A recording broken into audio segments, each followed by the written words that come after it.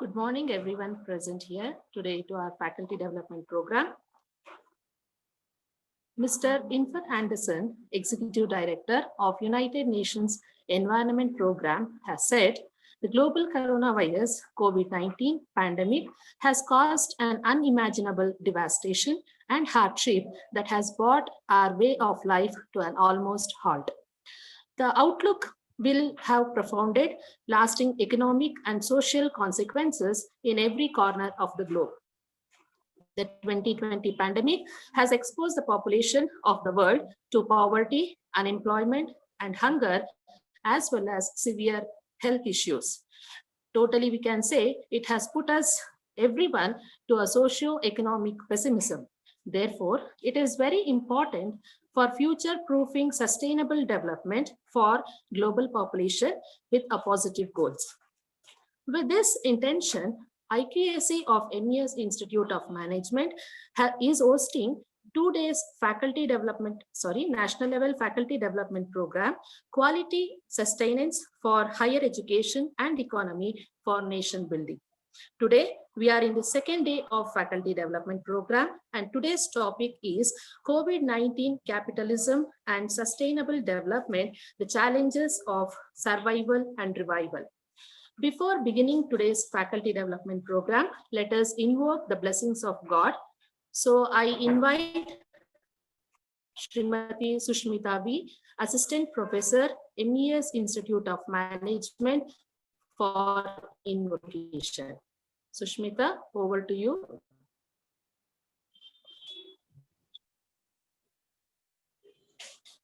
Sushmita. Saraswati Vidhiyuvati Saraswati Vidhiyuvati Samrakshatu Mam Shri Saraswati Vidhiyuvati Samrakshatu Mam Shri Saraswati Vidhiyuvati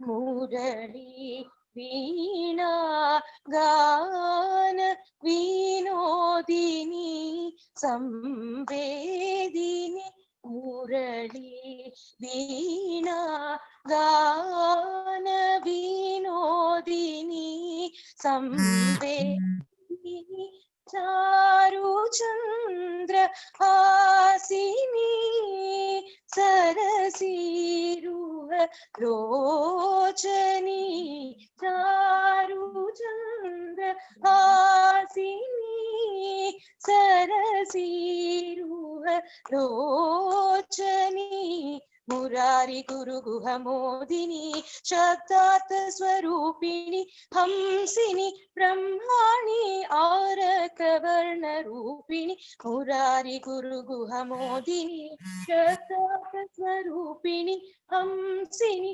Brahmani Arakavarna Rupini Saraswati Vidhiyuvati Samrakshatu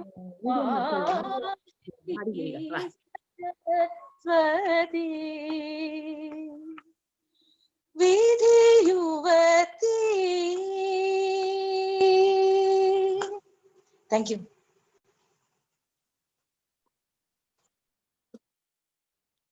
Thank you, Sushmita, for your melodious song. We here at MES Institute of Management believe in Atiti Devo Bhava. So it is essential to welcome today's guests as well as participants. Now I request our beloved principal, Dr. Sharda S. Madam, to welcome the guests, participants, as well as to introduce the speaker of today. Madam, over to you.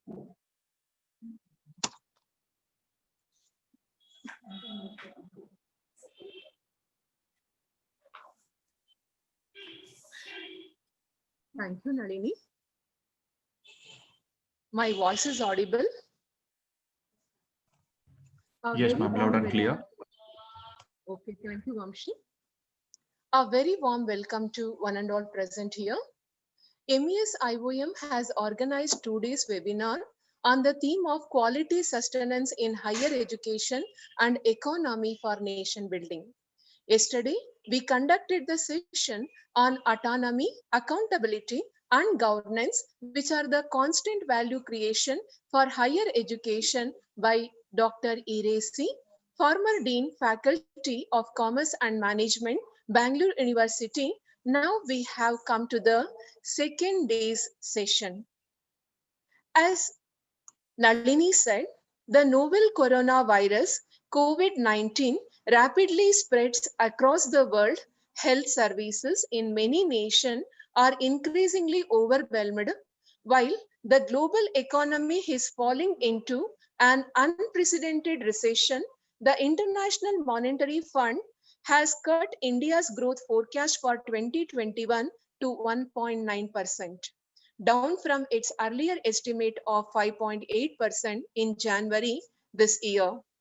Informal sector workers and members of lower income groups have been hit particularly hard as their wages disappear. The International Labour Organization estimates that 400 million people in India are at risk of sinking deeper into poverty. The pandemic has reinforced the link between health, environment, and economy.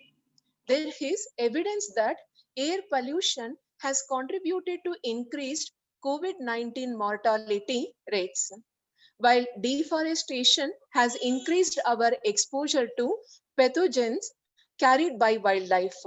Melting ice due to climate changes can release undiscovered viruses frozen in the permafrost. But this crisis also demonstrates that government and individuals are capable of strong and rapid action in the face of overarching challenges. As India looks to shore up its economy, it is worth reflecting on the other systematic action that are needed to shift towards a more sustainable and resilient economy. With this background, MESIOM is conducting today's national webinar on the topic COVID-19, Capitalism and Sustainable Development, the Challenges of Survival and Revival. We have with us today a highly distinguished speaker, Dr. Krishna Raj. We are indeed privileged to have amidst us today Dr. Krishna Raj, Professor at the Institute for Socio and Economic Change, ISEC, Bengaluru, a premier institution. On behalf of management, staff, and on my own behalf, I welcome you, sir. I deem it a privilege to introduce our distinguished faculty to all of you. Sri Krishna Raj is currently working at Institute for Social Economic Change, Bangalore. Sir has obtained his PhD from University of Mysore and has been a visiting scholar at University of Wisconsin, USA. Sir has also created 2 courses in economics for MOOCs. He has been a part of many collaborative researches with many national and international universities like University of Guelph, Canada. His policy research on socio-economic analysis of Bangalore-Mysore infrastructure corridor project has received high appreciation from various quarters. Dr. Krishna Raj has occupied many important positions for Government of India and Government of Karnataka state.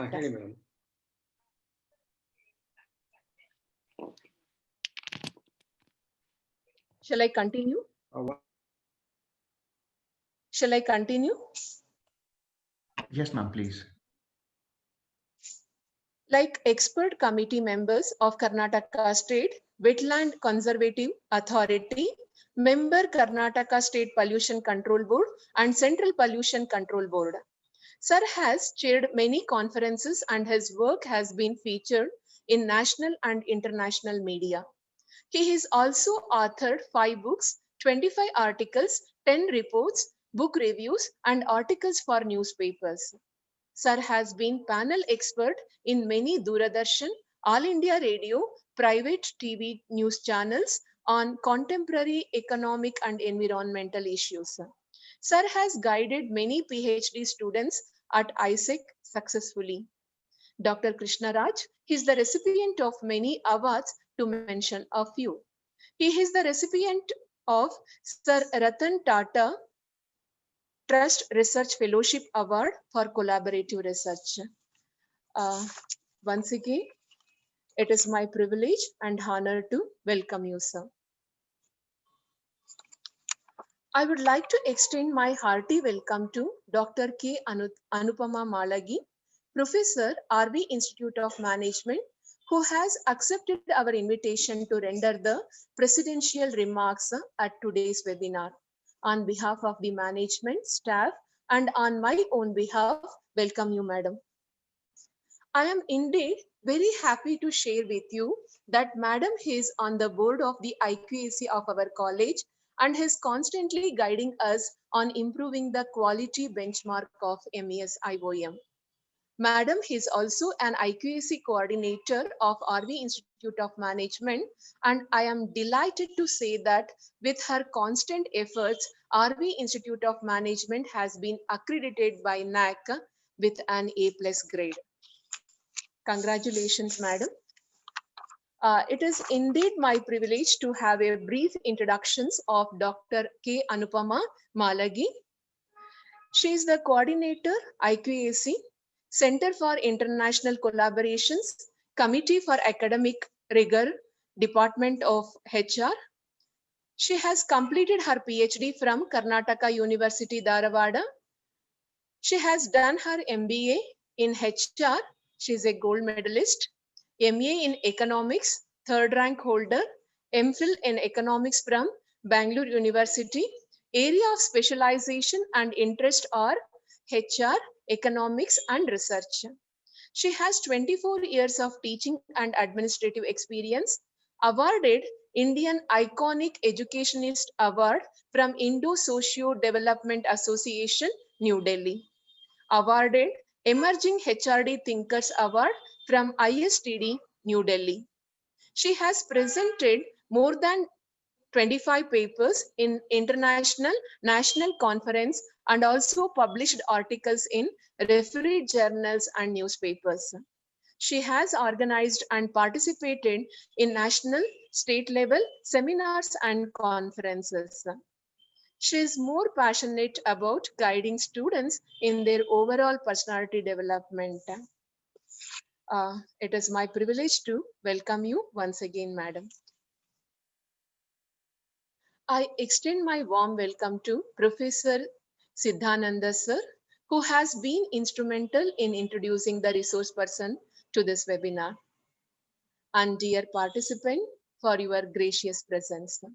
I would also like to welcome IQAC Coordinator Srimati Harini MS and Deputy Coordinator Srimati Anuradha, Faculty Coordinator Dr. Vajreshwari S. Murthy, and Sri Vamshi Krishna, Alumni Coordinator, and my dear staff member for your constant support and cooperation in all our endeavors. Once again, welcome you all. Thank you.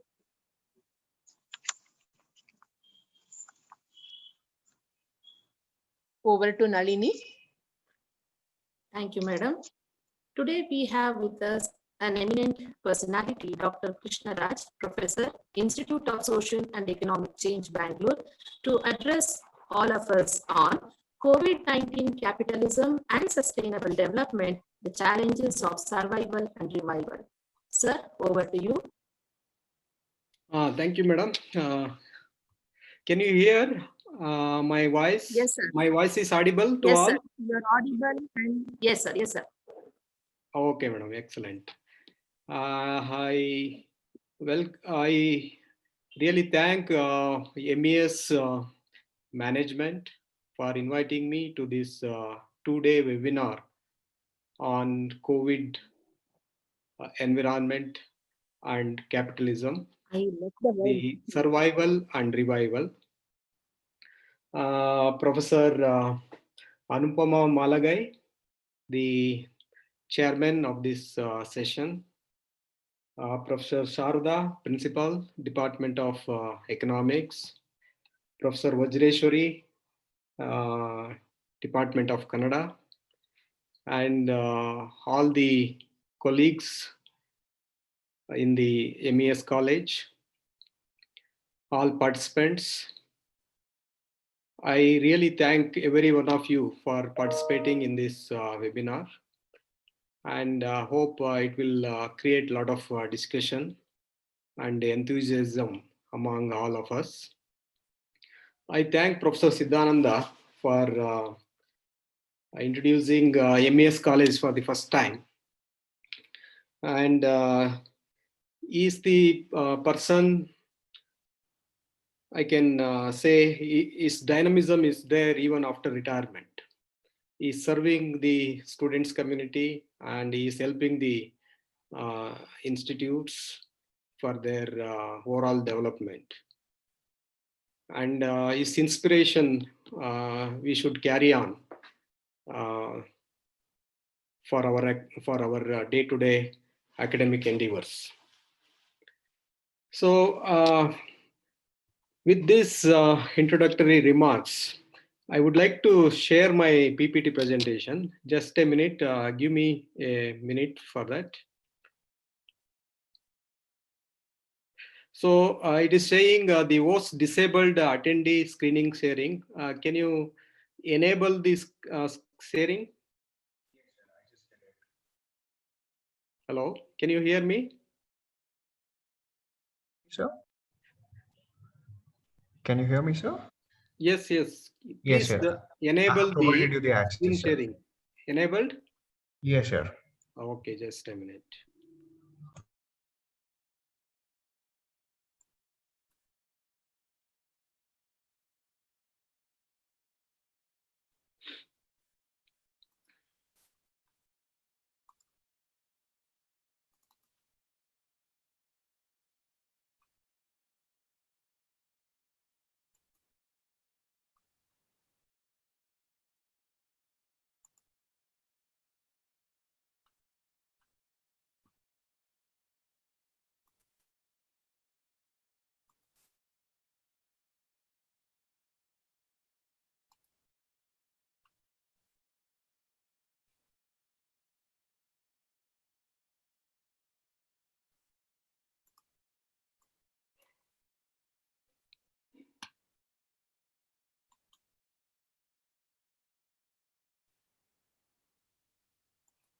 Still, I am not in a position to share it.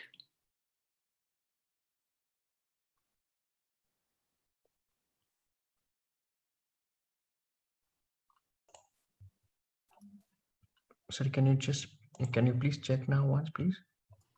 Yeah, 1 minute.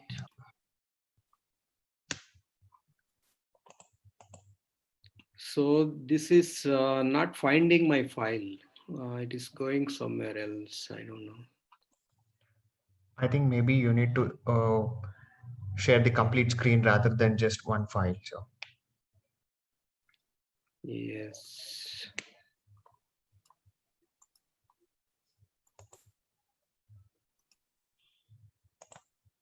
It is not taking me to that file. Yes, sir. Maybe you may need to share the entire screen. Oh, is it? Yeah. 1 minute, then I'll open it. Sure, sir.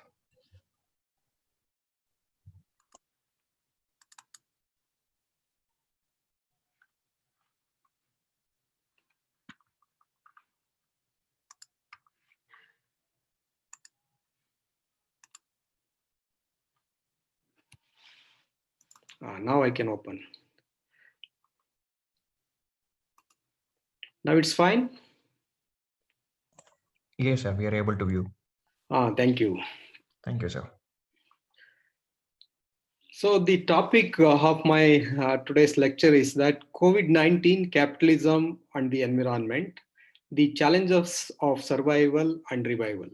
So you may ask, what is this title, COVID-19, capitalism and the environment? So in order to clarify this title itself, for the last 5 months or 6 months, you have been facing the problem of COVID-19, where health and livelihood risks are involved. So how I can relate this COVID-19 to the capitalism?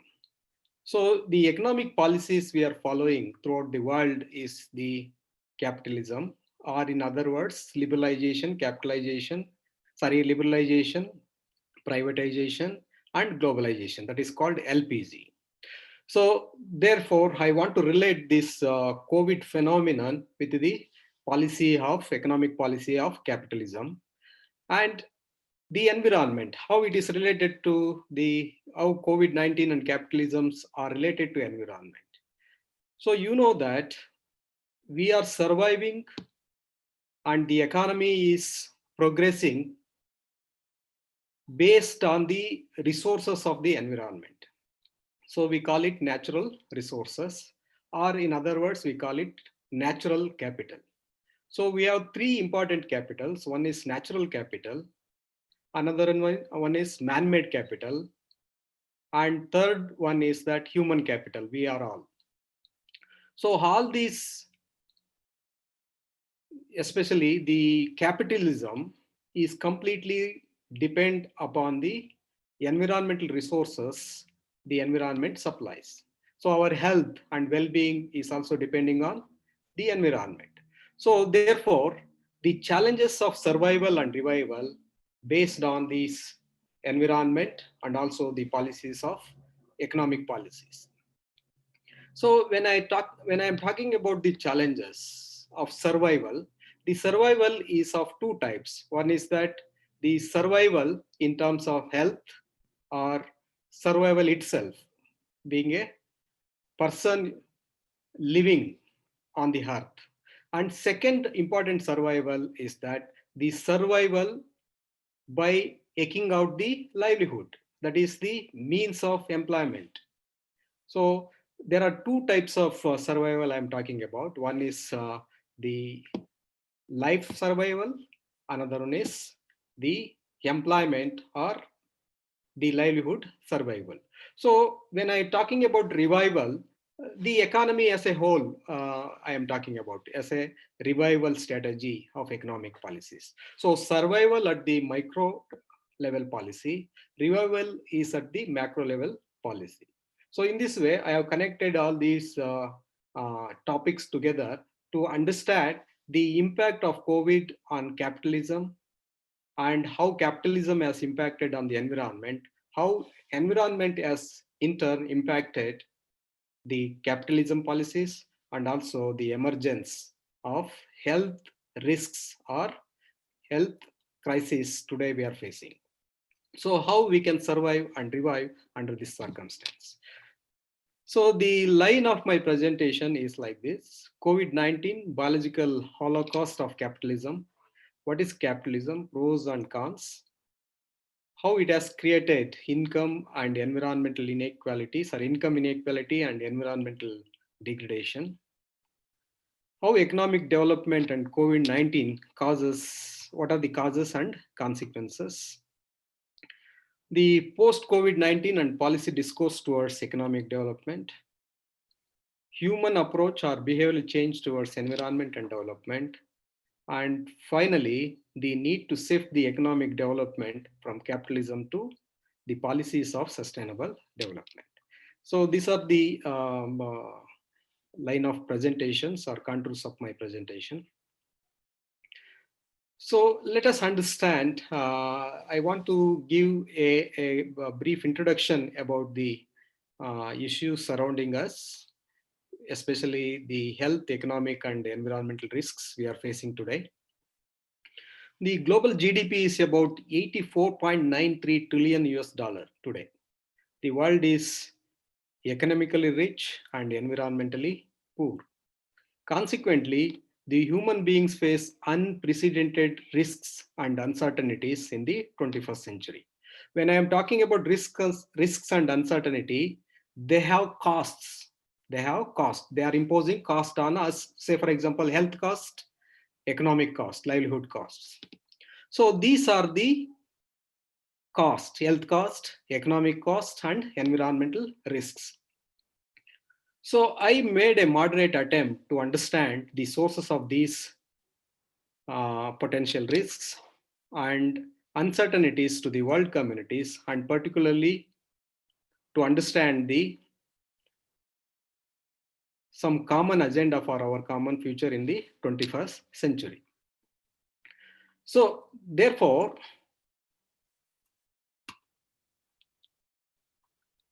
it is a fact that it is well established fact that the capitalism led economic globalization, which integrated the world economy and society through ICT and also low cost air transport, has been the main source of faster transmission of pandemic diseases like SARS and novel COVID-19 by means of international travel. You can understand where the COVID originated. Even though the COVID was originated in China, it traveled throughout the world. It has traveled throughout the world because of the policies we are following is that globalization policy. So in that globalization policy, the ICT, information and communication technology, and faster or low cost transport, they have aided the issue, they aid the problem more.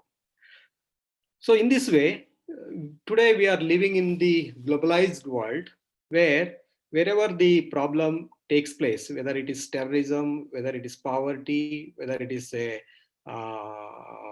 financial crisis, it is quickly transmitting to other countries. It is coming from one country to another country.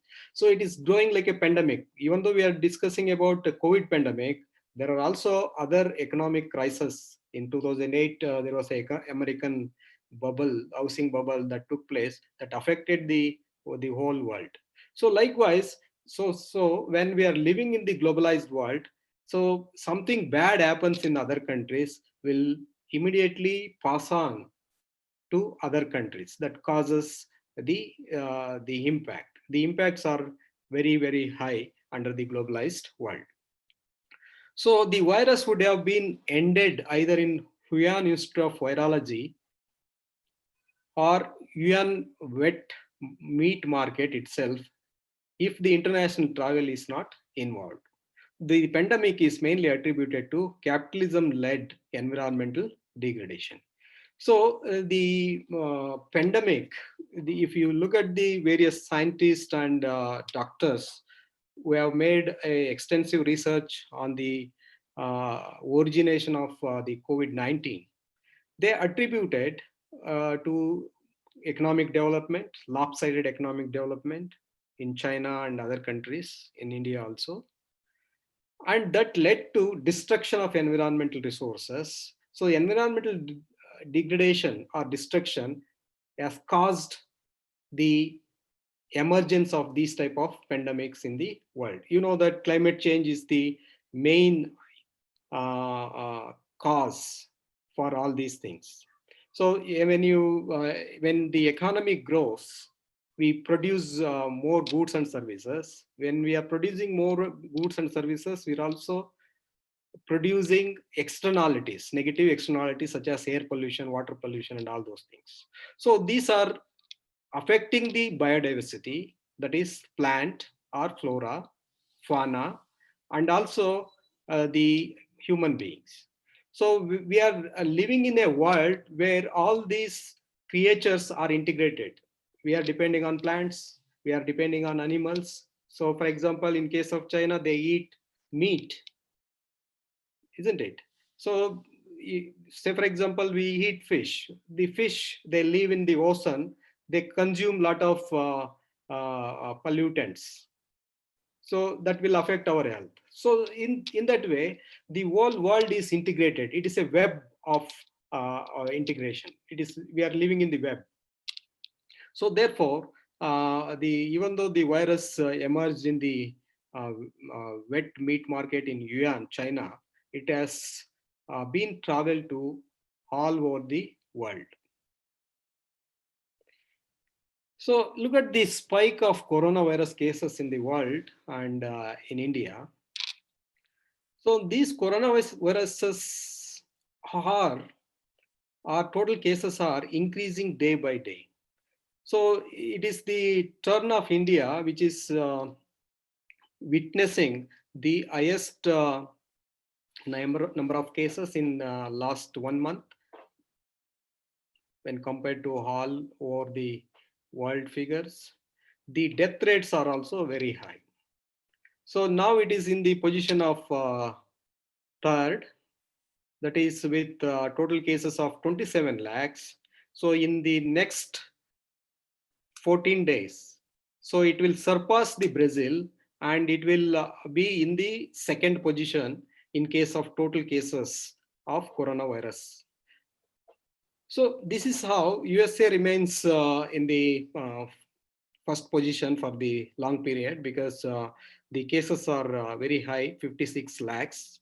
So India may surpass Brazil in the coming days, in 15 days, because the Brazil's new cases are around 10,000 per day.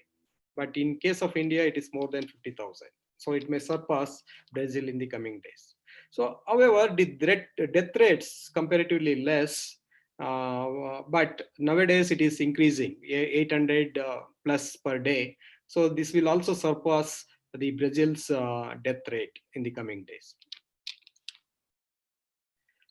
So if you look at the comparison between, if you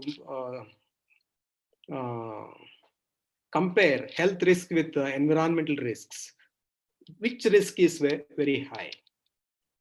So first, let us look at the COVID-related health risks. So the COVID-19 caused worldwide death and destruction of the lives and livelihood. Already the world witnessed with 2.23 crores coronavirus cases and over 7.84 lakh deaths, but still continuing. So even after 6 months, the coronavirus is not going off. It is continuing. So US alone records more than 1.75 lakh deaths, or 23% of the corona deaths in the world. India records 27 lakh cases, 12.4% of the total world cases are in India. And the death rates are increasing. Now it is with 53,000 deaths. It is not small. So already occupied third position for total number of cases in the world. India may surpass Brazil soon. So this is the COVID-related health risks. Come to environmental pollution. So when you come to environmental pollution,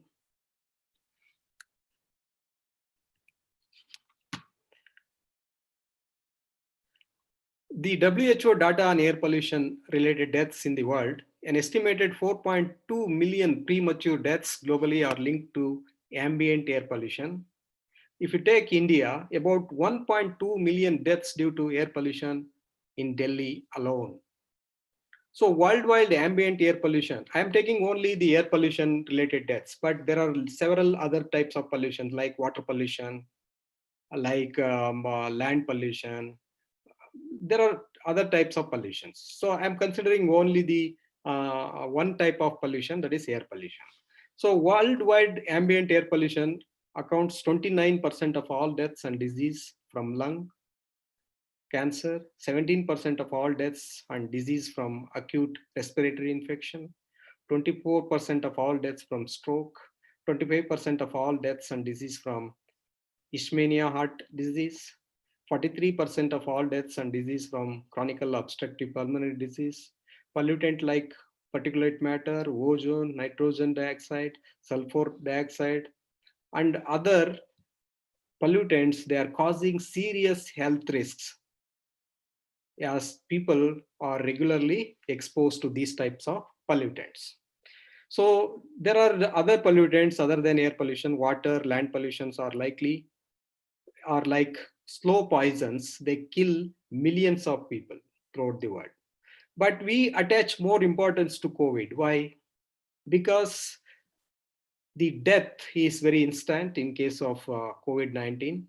So in economics parlance, if we say, people pay attention to the present deaths or present death rates over future death rates. So when compared to environmental pollution, people attach more importance to present deaths that is due to COVID-19. So even though there is a death rates higher than the COVID death rates because of environmental pollution, but it is a slow poison. It kills later.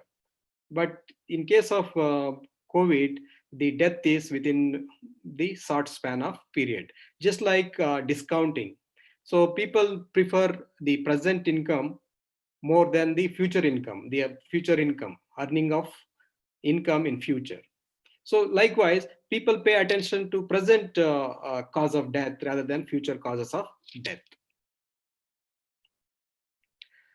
So let us discover and also unravel the outbreak of COVID-19. What are the scientific sources available with us? So even after 6 months, the entire world is struggling hard with an unprecedented challenge of understanding scientific sources of COVID-19, containing its pandemic, and discovering drugs to root it out. So currently, a combination of antiviral drugs with hydroxychloroquine and azithromycin is used to treat the disease. So different protocols are used by different countries like Russia, USA, UK, like that. So our country follows its own protocol of treating the COVID-19 cases. It is evident that the spread of new infectious diseases are basically involving human, animals, and plants. This is more important. How this COVID is originated. There is a interaction of human, animals, and plants that led to origination of new diseases like SARS and COVID-19. So it is well established. These infectious diseases are basically involving humans, animals, and plants. That is very much sure. So the coronaviruses are single-stranded RNA viruses that can infect not only humans, but also use a huge variety of animals as well. So SARS is originated from the bats and consuming various animals as food, stuffs like bats, snakes, cats, mice, rats, dogs, pigs, etc. When we consume all these animals, live animals, or sometimes the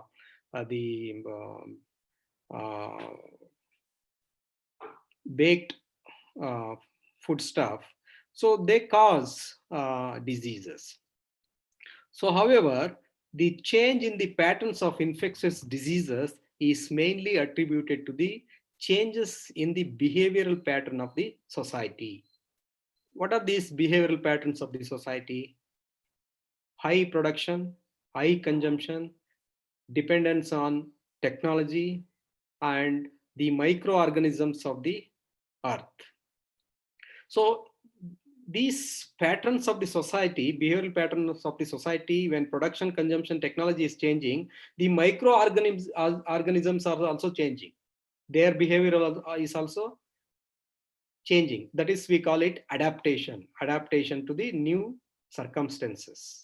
So when we adapt to the cold and summer season, the microorganisms also adapt to the new system. Say, for example, earlier the cows were not eating the plastic. Now you look at plastics or plastics, even cows, they eat plastics. So I don't know how they digest, but it is a reality. So this is how the microorganisms are also changing. Their behavior is changing due to changes in the production, consumption, and technology. So this is how we are interacting with the world.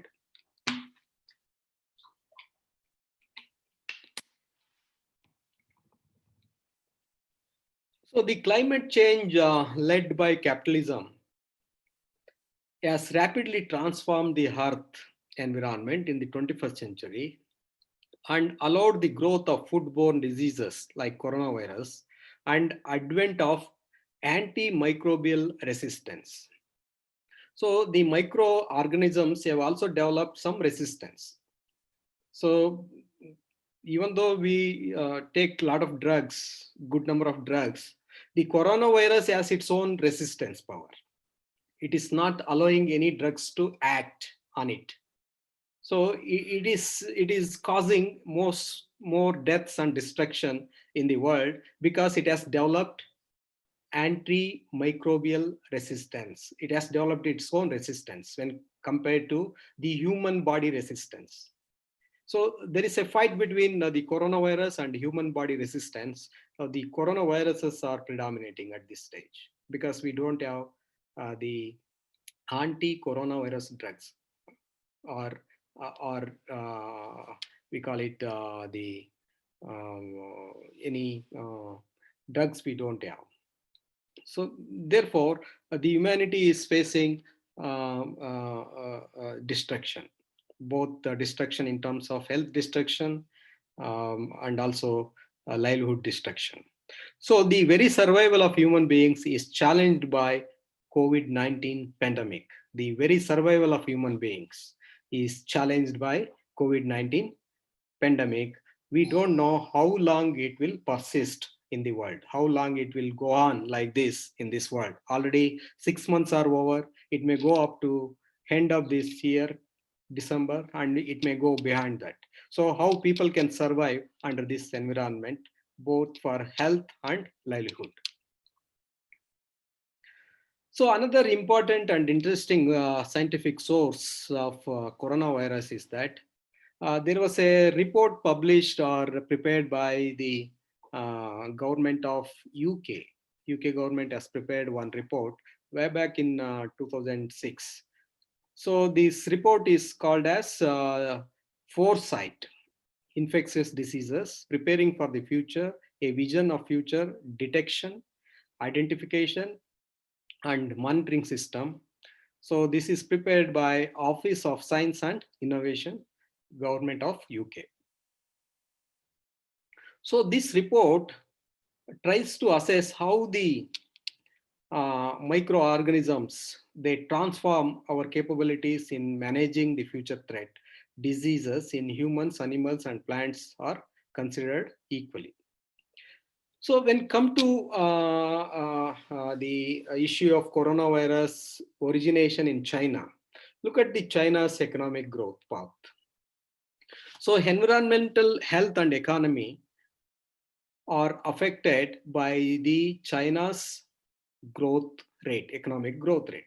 So China's economy accounted around 4% of the world's GDP in 2003 and now commands 16.3%, and the SARS and coronavirus epidemic originated in China. When we are tracing the growth rate of China, the earlier it was 2003, it was 4% of the world's GDP. Now it is 16% of the world's GDP. You see the enormous growth that took place in China. So China economic growth has caused the growth and emergence of the epidemic like coronavirus and SARS. The SARS was originated earlier from China, and coronavirus also originated from the China. So this is attributed to the rapid economic growth and transformation that is taking place in China. So severe acute respiratory syndrome, SARS, emerged in late 2002 from an animal reservoir and passed on to humans, probably in association with wild animal markets in southern China, that is Yuan. So this is how we can confidently say economic destruction has led to transformation of the environmental resources. The interaction which is taking place among the human beings, animals, and plants that led to emergence of pandemic diseases like SARS earlier. Now it is new name is given, that is called coronavirus 19. So how we can relate economic development and environmental degradation? The environmental destruction by greenhouse gases has been accelerated. You know that what are the greenhouse gases? Carbon dioxide, chlorofluorocarbon, methane, etc. So among these CFCs, greenhouse gases, CFCs, chlorofluorocarbons, they are very important. So the discovery of man-made gas, chlorofluorocarbon, in 1930s, used as coolants, which destroyed ozone layer, but scientifically discovered in 1980s after 5 decades of destruction. So when we invented chlorofluorocarbons in 1930s, that is a man-made gas, we were celebrating almost. We are happy because we can use these coolants in our home for refrigerators. We use for AC, that is being used in soaps, aerosols, etc. and etc. But after 5 decades, it is known fact that these chlorofluorocarbons have destroyed the functioning of ozone layer in the atmosphere. So ozone layer destruction has caused many diseases on the earth, especially in the Australia, New Zealand, and Antarctica, where they are very close to the sun. So this is how our scientific development has also destroyed the environment, not only on the earth, but also in the atmosphere. So the reports of various working groups of the Intergovernmental Panel on Climate Change, IPCC, have observed that the economic impacts of climate change pose very serious global risks. The climate change is led to sensitivity, resilience, and vulnerability. The sensitivity is the degree or magnitude or rate at which economic and environmental systems are affected or stressed either adversely or beneficially by the variability in the climate change. Resilience is the ability of an economic and environmental system to recover from the effect of an extreme climate variability that might have caused harmful impacts. The vulnerability is the extent to which an economy or environment is unable to cope up with the negative impacts of climate change variability and extremes. So this has been modeled by the experts, climate change or economists. So how this climate change takes place in the world. First, population, technology, production and consumption that leads to emissions of carbon dioxide, carbon monoxide or greenhouse gases. And there will be atmospheric concentration of these gases, and radiative forcing and global climate change takes place, and regional climate and weather changes will take place. This will have a direct impacts on crops, forest, ecosystems, even on microorganisms. And this changes in the microorganisms will affect the socio-economic life of the people. So this is how we can integrate economic development, environment, and the COVID-19. So now let us come to understand the policies of capitalism or concept of capitalism. Capitalism or free market is accepted as economic system for development since 1980s. Capitalism is an economic and political system in which a country's trade and industry are controlled by the private owners for profit rather than by the state. You mean that capitalism is an economic or political system in which a country's trade and industry are controlled by the private owners rather than the state itself. So otherwise we can call it the entire economy is controlled by the private entities or owners rather than by the state. That is called free market economy. So the production of goods and services is based on supply and demand in the market economy. So in other words, we can call it this globalization as the economic system in which money is used to make more money. So this is called as capitalism. So I can share one instance. There is a joke. The joke is like this. One court has ordered all the capitalists should be hanged. So one capitalist who made rope and sold it to the government for hanging these capitalists. This is how the capitalists make money out of everything. So they are behind profits. They don't want to make economic development more equitable and environmental friendly. So their motto is to make more profit. So the government has no control over the market. The market predominantly decides the resources should be produced and consumed and marketed and exported, and everything is controlled by the sway of market. So how this capitalism help the economy? How this capitalism help the employment generation? You may ask. So there is a one economic policy. It is not very popular policy, but this policy is developed by the what do you call it, as a school called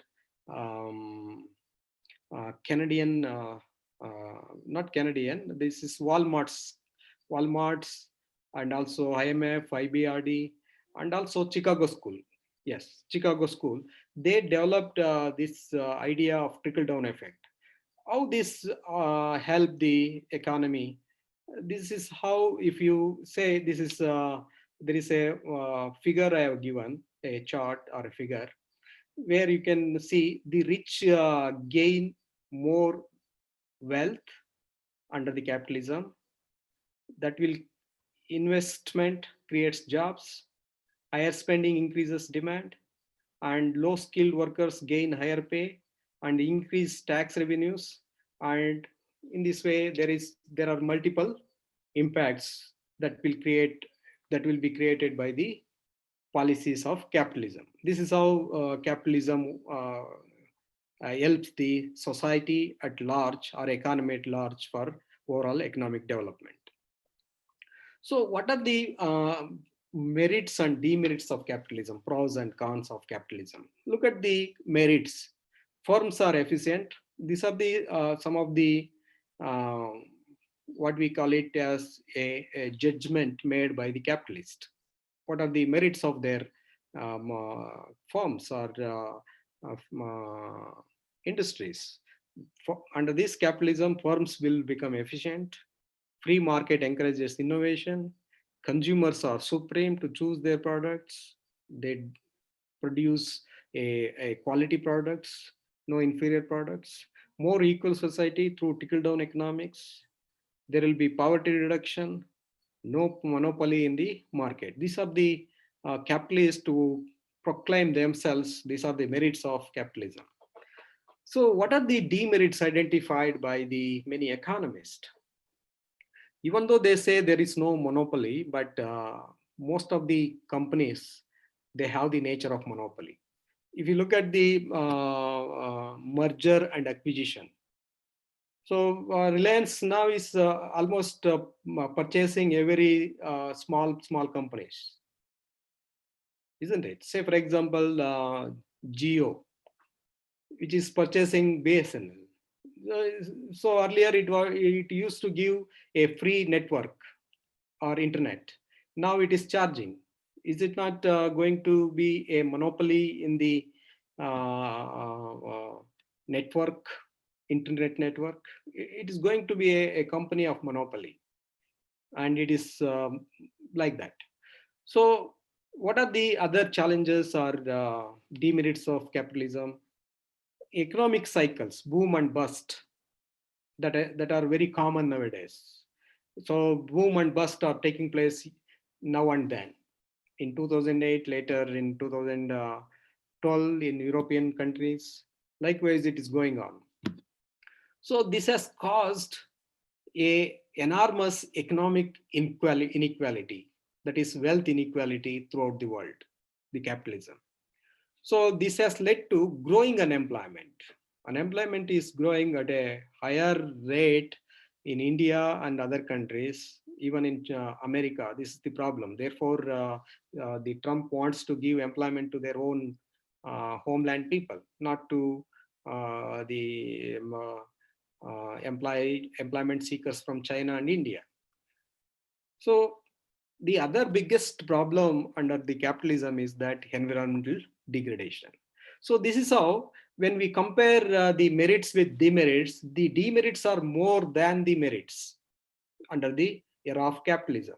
So under this era of capitalism, the most prominent problems are unemployment, environmental degradation, and health and economic inequality. These are the four important problems we are facing under the capitalism. So the success of the economy is assessed by looking at the standard of living of people over a period of time. So if you look at the standard of people over a period of time, yes, we are getting the 7th UGC pay scale. So is this UGC pay scale, 7th UGC pay scale, is able to get a good a flat or a good, can I construct a good house in Bangalore city? No. So do we think that merely earning of more income gives a higher standard of living? Nothing. So higher standard of living is based on the number of commodities in the basket we enjoy, number of commodities we enjoy, not only the income alone that decides the standard of living. So we want decent house, a decent livelihood, a decent livelihood without health risks, without environmental risks like we face every day, the traffic congestion, the inhalation of various pollutants in the city. So this is we may have more income, but at the same time we have a lot of environmental problems, health issues, traffic congestions, for example. This is a cost on us. So we are unable to purchase a decent site, unable to construct a house. So the cost are, what I mean to say is that the economic and environmental costs are increasing at a higher rate than the income we are earning. So this is making our standard of living more and more vulnerable under the era of globalization. So I am going to discuss the twin problems of capitalism. One is that the price of income, economic inequality or income inequality, and the price of environmental degradation. These are the two issues I'm going to discuss in the coming slides. So I am relying on some of the literature. They throw light on economic inequality first. So the price of inequality by Joseph E. Stiglitz, Nobel Prize winner in 2012. There is a mounting concern about the increase in inequality and lack of opportunity under capitalism, and how these twin trends are changing our economies, our democratic politics, and our societies. He discusses how this globalization has changed our economies, our democratic politics, and our societies. So he argued that inequality is a bad for the economy and calls for redistribution of wealth.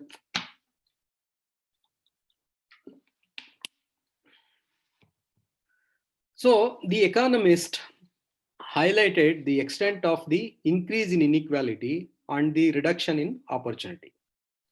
So inequality has reached a stage where it can be inefficient and bad for economic growth. So in order to explain it, the deep concerns of the capitalism, he uses the phrase used by Abraham Lincoln, where the Stiglitz writes that of the 1%, for the 1%, and by the 1%, reflecting the disproportionate share of income by a few corporate giants. So democracy is of the people, for the people, and by the people. But the Stiglitz is using the same phrase for reflecting the capitalism and its impact on the economy. in terms of economic inequality of the 1%, for the 1%, and by the 1%, reflecting the corporate people, how only 1% of the people are enjoying or benefiting out of the capitalism. If you take another seminal work on income inequality, The Capital in the 21st Century by Thomas Piketty, a very good book which has underlined the weaknesses of capitalism. The main driver of inequality is the tendency of returns on capital to exceed the rate of economic growth. According to him, the return on capital for the corporates or industries is exceeding the growth rate of GDP. Say, for example, if the growth rate of the world GDP is around 5%, the return on capital is around 15%. So the difference between the growth of the economy is 10%. So the economy is growing at 5%, but the return on capital, the investment made by the corporates, they are getting 15% of the profit.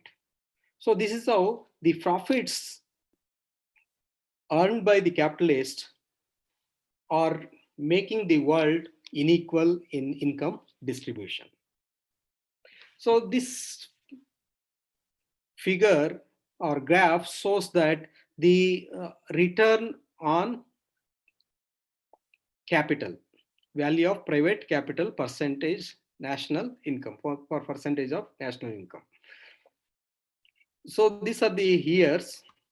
The earning has been increasing, especially after the 1990s.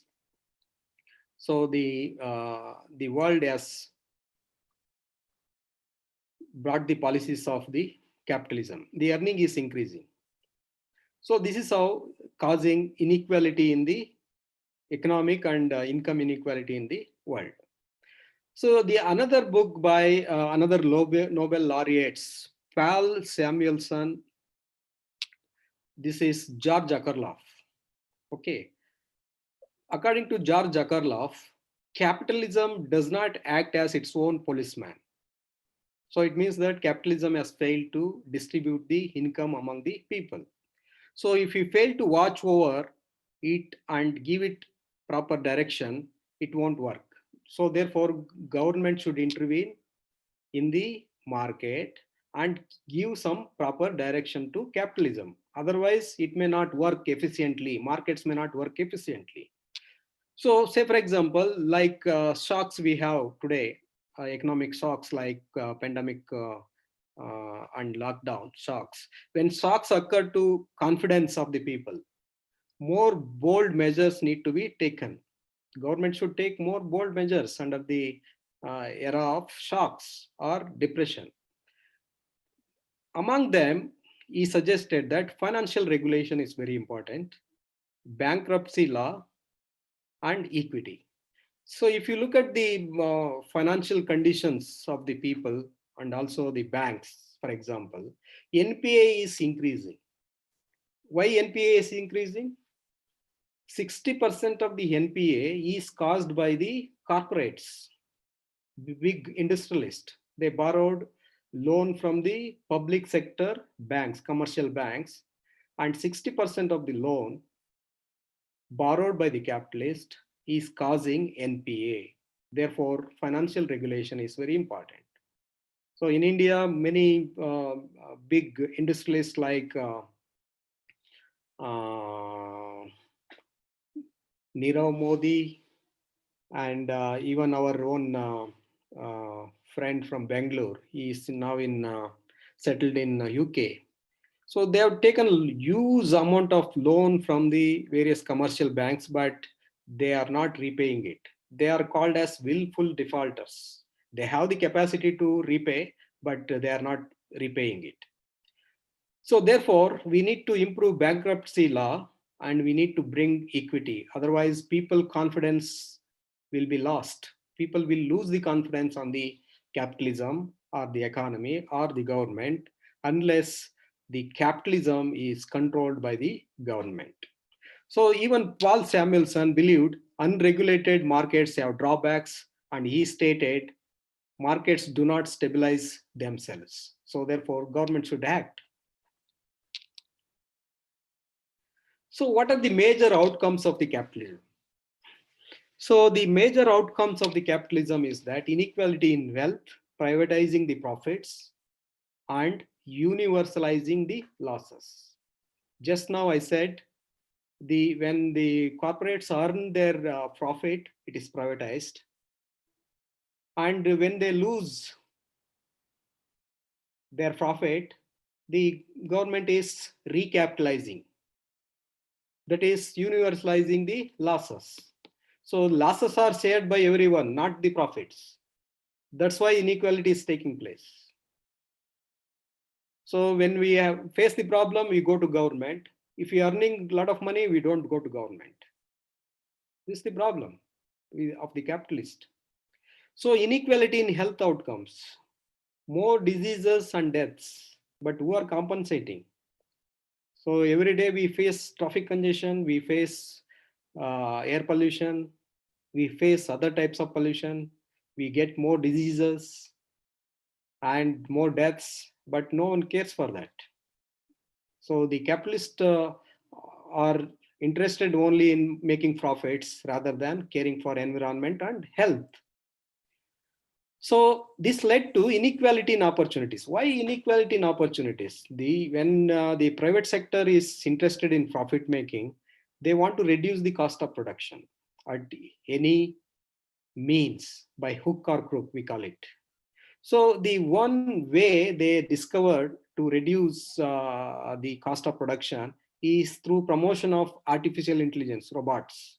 They want to use more and more machines. Almost auto sector is dependent on the artificial intelligence, robots. They produce cars, and no man is controlling, and laborers uh, are replaced by the artificial intelligence. So therefore, opportunities are declining throughout the world.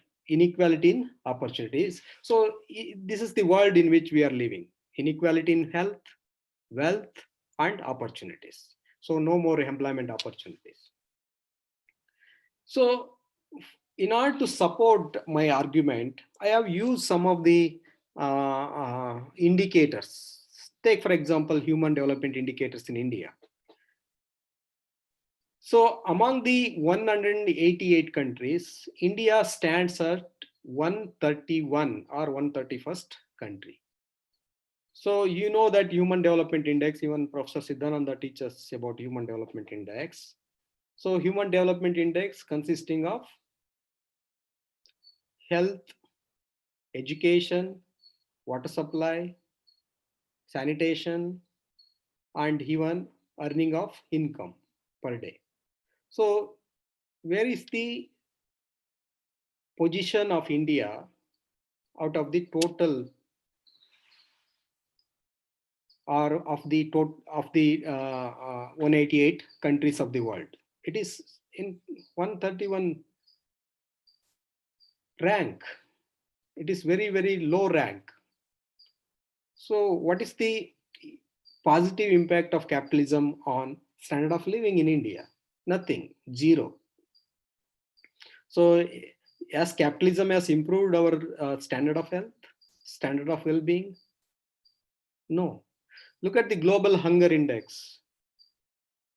The global hunger index also, India stands at 100 among the 119 countries. Global slavery index, actually it is reverse. First rank is high slavery, like that. So fourth is the highest slavery among 167 countries of the world. Are we happy? No. Happiness index, 117 among 158 countries. Bhutan is more happier than us. So another poverty estimation through the concept called multidimensional poverty. According to this estimate, 41.3% of the people in India are below the poverty, multidimensional poverty. So even child poverty is much higher than uh, uh, the overall poverty. So look at the economic inequality. If you, it is very astonishing. So 55% of the national income with the 10% of the people.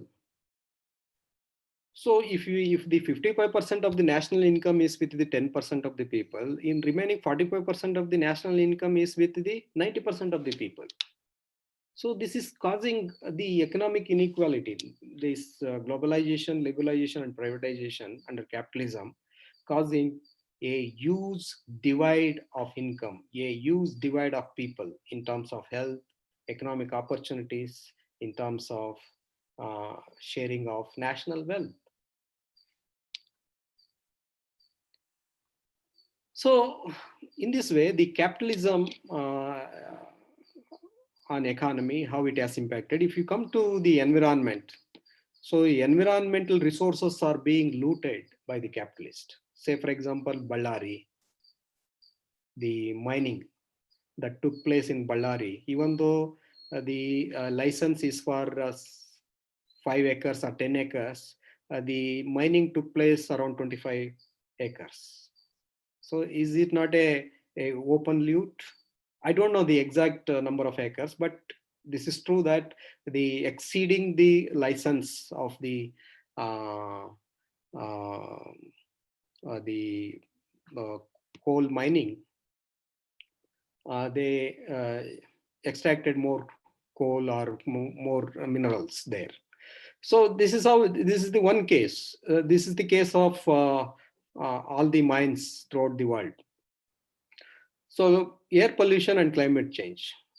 So there are two agreements. If you look at the agreements, two agreements to reduce the climate change. One is failure of Kyoto Protocol in 1997. Another one is that collapse of climate change agreement in Paris Convention 2015. It means that the capitalists are not interested in reducing the climate change, reducing the carbon dioxide, or protecting the environment. They are interested in earning more income.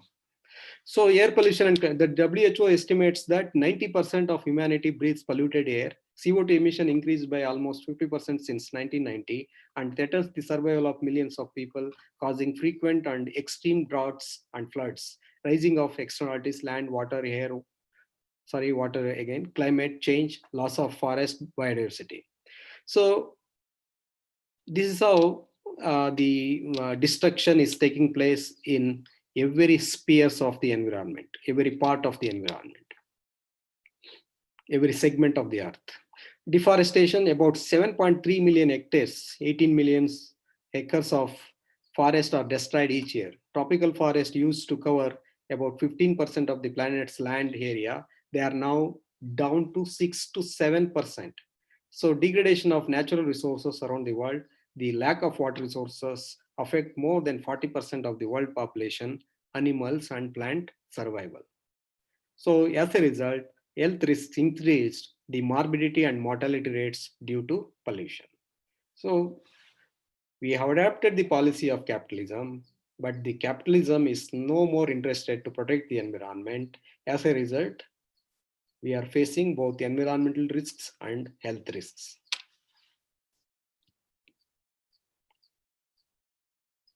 So if you come to the India's pursuit of economic development, the popular narrative on India's economic development continues to focus on GDP growth rate. If you are happy, if the GDP is growing at 8%, how it affects us at personal level?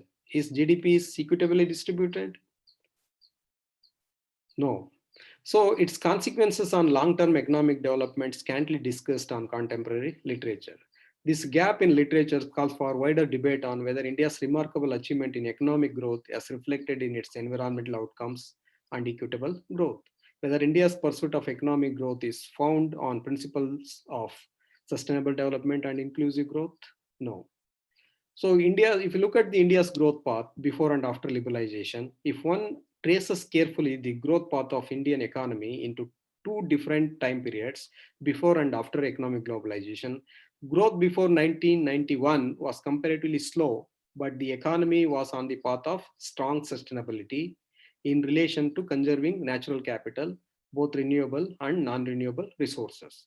So before 1990, the even though economy was slow, but the environmental resources were conserved and economic equity was good. But if you take after liberalization, the example of after liberalization, so Indians produced less environmental footprint during this period and were endowed with relatively better per capita natural resources reflected in better health outcomes in cities before 1991. Before 1991, of course, economic growth was less, but environmental resources were protected and per capita availability of resources, including per capita availability of water, was good. And in this way, the livelihood and human welfare is comparatively good when compared to after liberalization. So after liberalization, high growth, but on weak sustainable development path.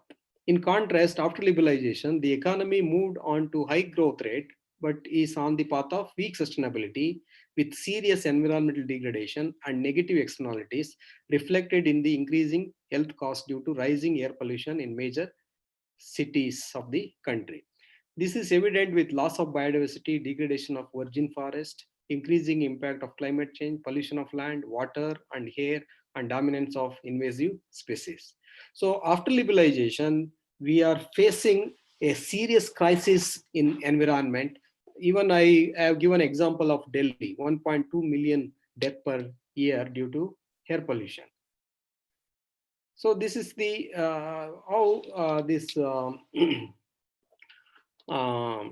capitalism has caused a huge catastrophe in terms of environmental destruction. So are they misguided economic policies? Are they? Yes. Misguided economic policies such as grow first, clean later has already endangered the environment and human well-being in India. Say, for example, the National Mission for Clean Ganga with a hoping project cost of 20,000 crore rupees is an example of the environmental cost of myopic economic growth. So even though we have invested rupees 20,000 crores to clean Ganga, a drop of the water is not cleaned. Is it not a cost on the path of as a part of economic development on environment?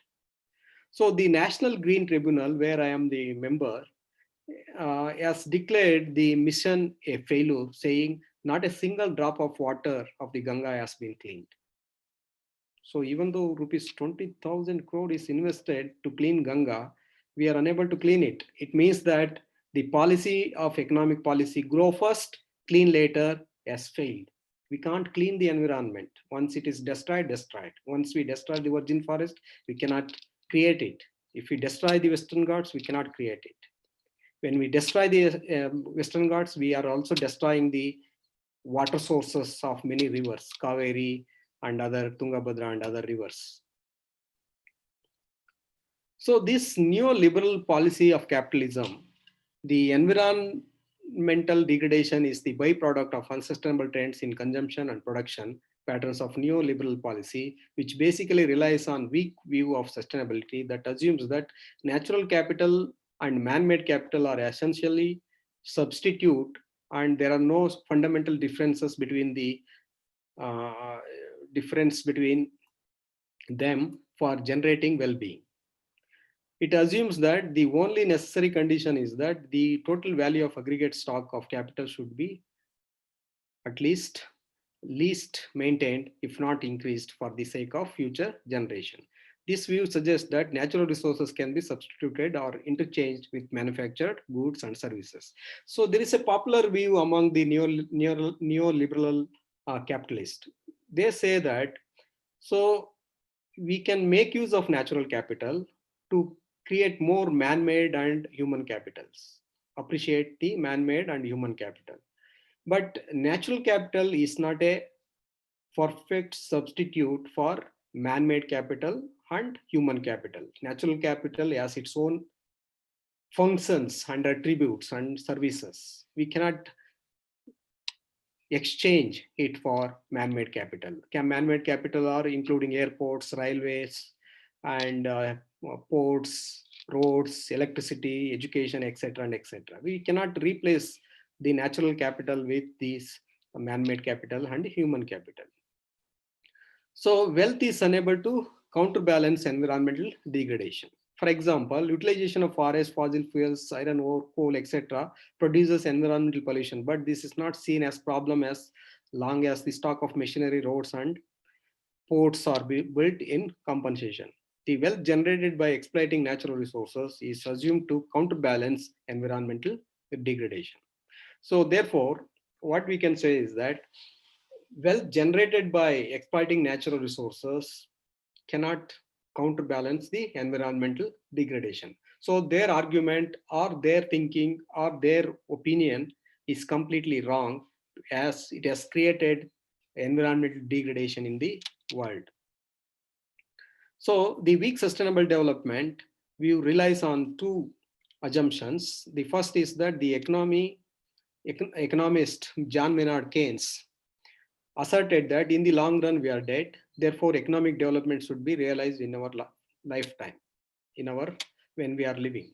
The second assumption is based on the environmental Kuznets curve hypothesis, which states that environmental degradation increases up to a certain level of economic growth, and then as income grows up further, it decreases. So these are the two important thinking. They are driving the capitalism.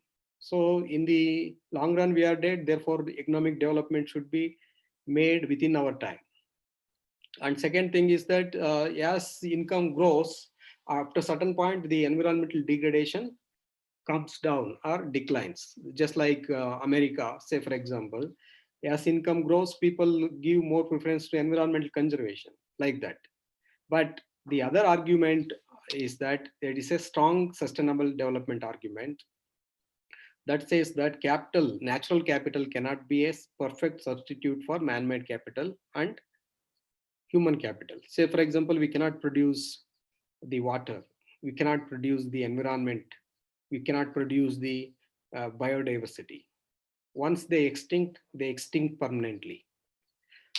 So paradoxically, the rapid economic growth realized in a short span of time has endangered quality of human well-being and the quality of environment in the 21st century. However, there is no scientific evidence to show restoration or improvement in environmental quality despite higher income, higher economic growth, and rising personal income. So there is no guarantee that the environmental quality will improve after the rising of income or economic growth. So as a result, the burden of diseases are high. Then the question arises, burden of diseases at whose cost? Who is creating all these problems? The per capita availability of fresh water, both quality and quantity, has gone down drastically, making India a water scarce country. The air in major cities of India is carcinogenic. The health cost associated with the environmental burden of diseases such as bronchitis are steadily increasing. This begs the question, economic growth at what cost and whose cost? Some of the data available with us especially indicates that gives some indication about the environmental degradation before and after capitalism, that is LPG. Air and greenhouse gases emissions CO2 tons per capita. In 1971, it is 0.300 per capita. Now it is 1.600. Air pollution exposure, that is PM 2.5, particulate matter 2.5 micrograms per cubic meter. Earlier it was 81.69, now 90.25. Built up area, total square meters per capita, has increased tremendously from 12.02 per capita to 25.62. Per capita availability of water has declined drastically from 5,177 per capita availability in 1951 now to 1,545, that is 1,545. So likewise, commercial energy consumption has increased drastically from 68.7 in million tons of oil equivalent to 357.45 million tons oil equivalent. So commercial energy consumption has increased manifold during the last 3 decades. This has caused environmental degradation as well as climate change. So as a part of this declining or degradation of environment, look at the energy consumption related to the total number of registered motor vehicles in thousands. Earlier it was 1951, 306,000 vehicles. Now it has been increased to 210,000 vehicles. That is, it means that almost 2 crores 10 lakhs. More than that. So if you look at the total number of natural disasters in the world, they are increasing tremendously over a period of time. People killed and affected due to natural resources, and total number of natural disasters with economic damages reported is very high. And the damages reported is $10,226 in millions. So this is how the economic cost of environmental degradation is very, very high, but still we are pushing for capitalism and economic growth under capitalism, that is consumerism and mass production. So another indicators I am using is that environmental performance indicators. How much time I have? Still I have time. I can go ahead. So the environmental performance index, the latest one is that 2020, I got it. So in the environmental performance indicator report, there are frameworks developed. The framework is that the framework organizes 32 indicators into 11 issues, categorizes into 2 policy objectives. One is ecosystem vitality and environmental health. This is ecosystem. This is environmental health. So we are using this ecosystem, how it reflects on the health of the environment. That is 60% priority is given to the ecosystem vitality and 40% is given to environmental health. So with weights, so at each level as percentage of the total score. So EPA score for India, Environmental Performance Indicator 2020, India is ranked 168 country out of 180 countries.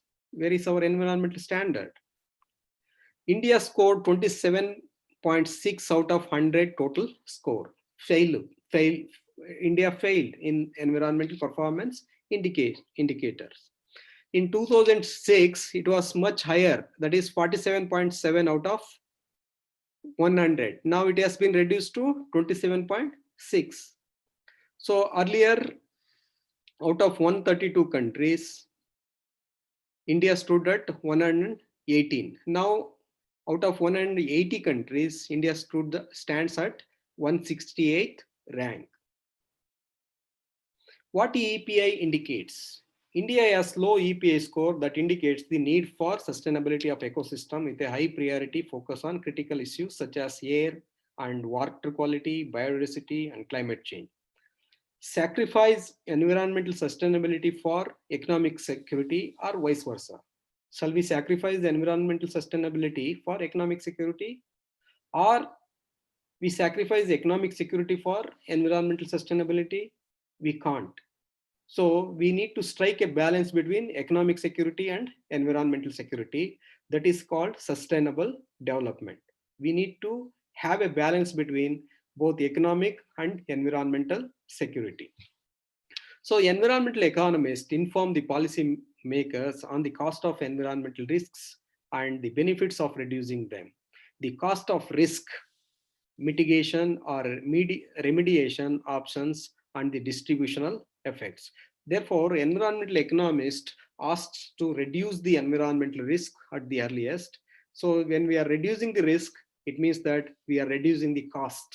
For example, the COVID health risks. If we reduce the health risks, we reduce the cost. More livelihood options.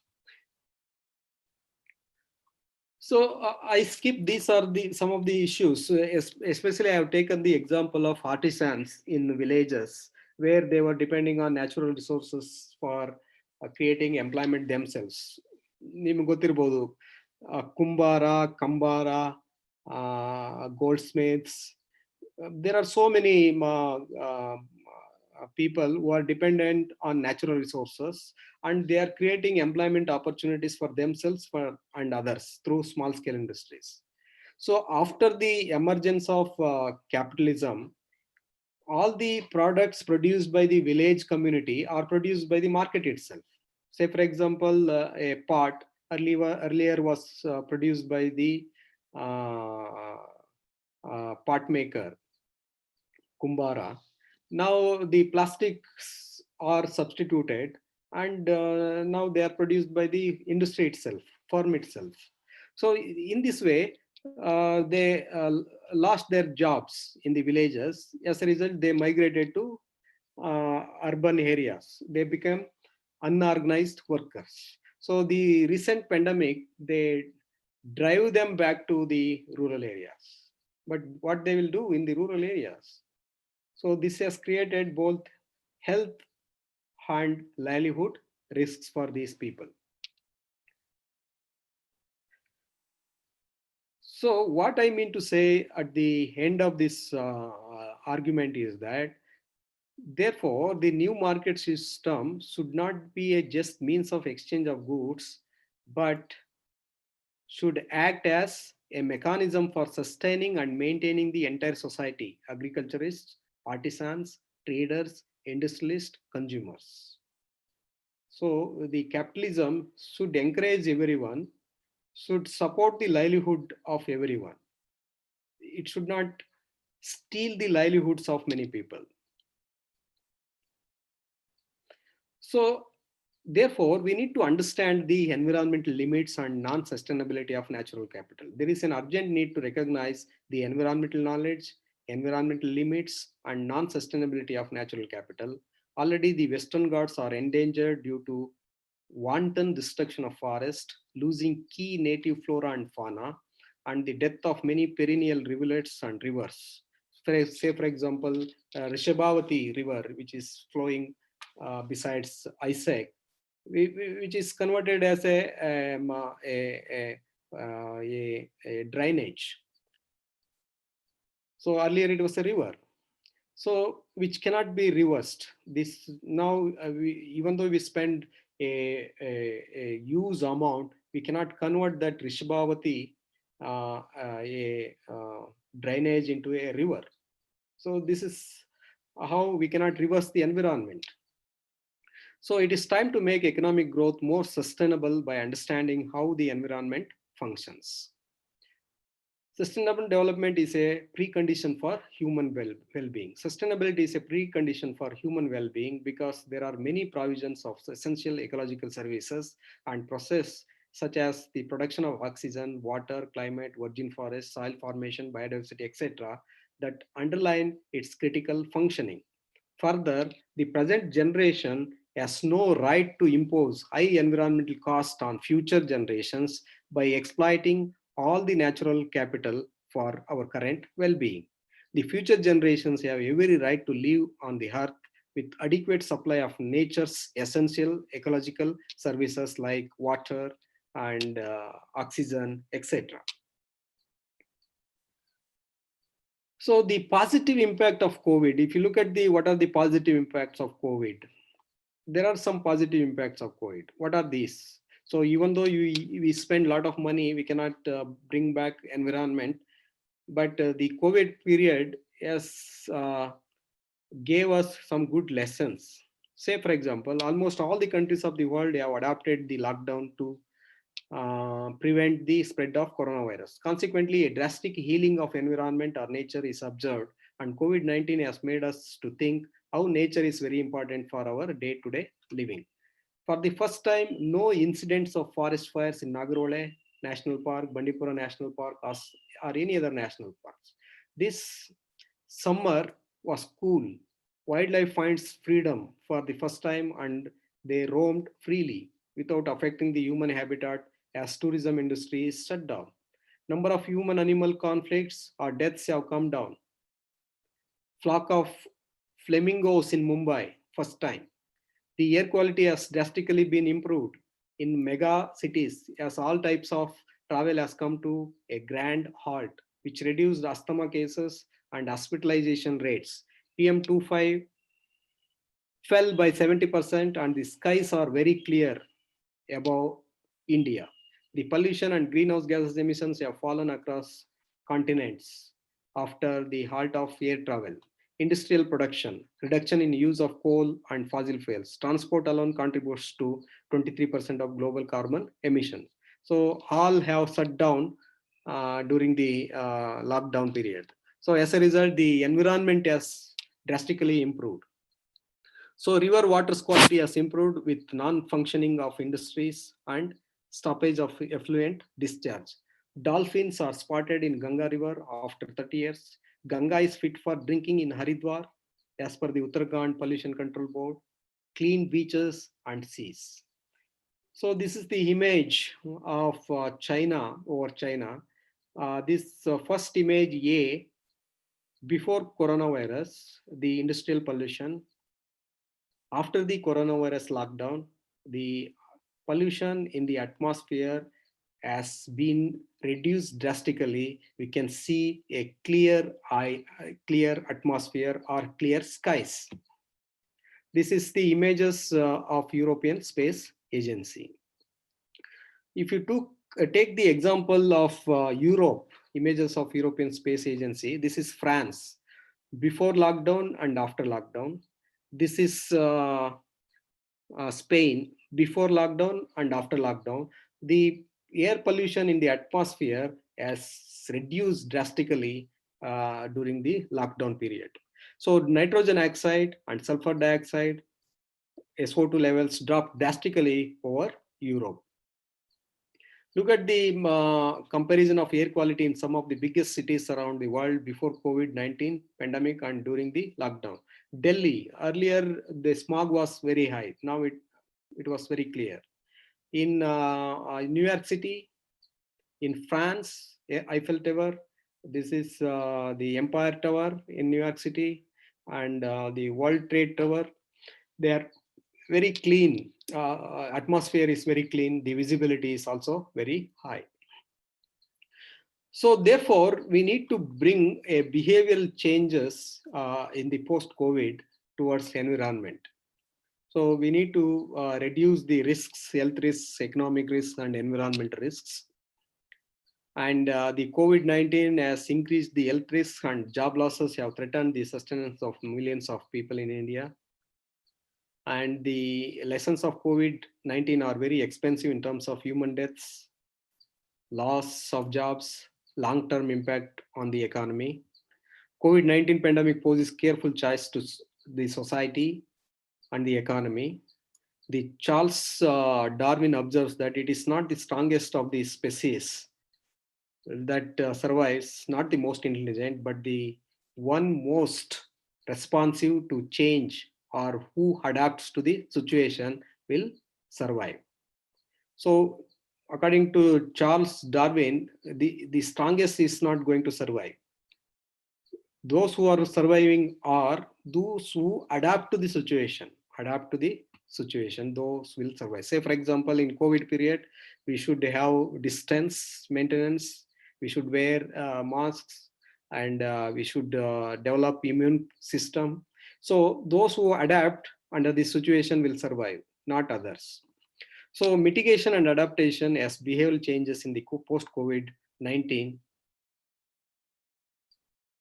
is the need of the hour.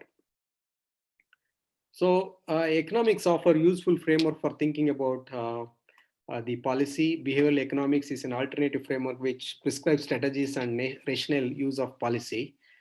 So mitigation and adaptation of mitigation in terms of reducing the greenhouse gas emissions and reducing the emission of other gases will improve the environmental quality. Adaptation requires change in the behavior of human and ecosystem. These including changes in the production and consumption patterns, such as environmental friendly industries, agriculture production and consumption pattern. People, for example, how we can adapt at the city level, Bangalore. We should use more public transport in the rather than individual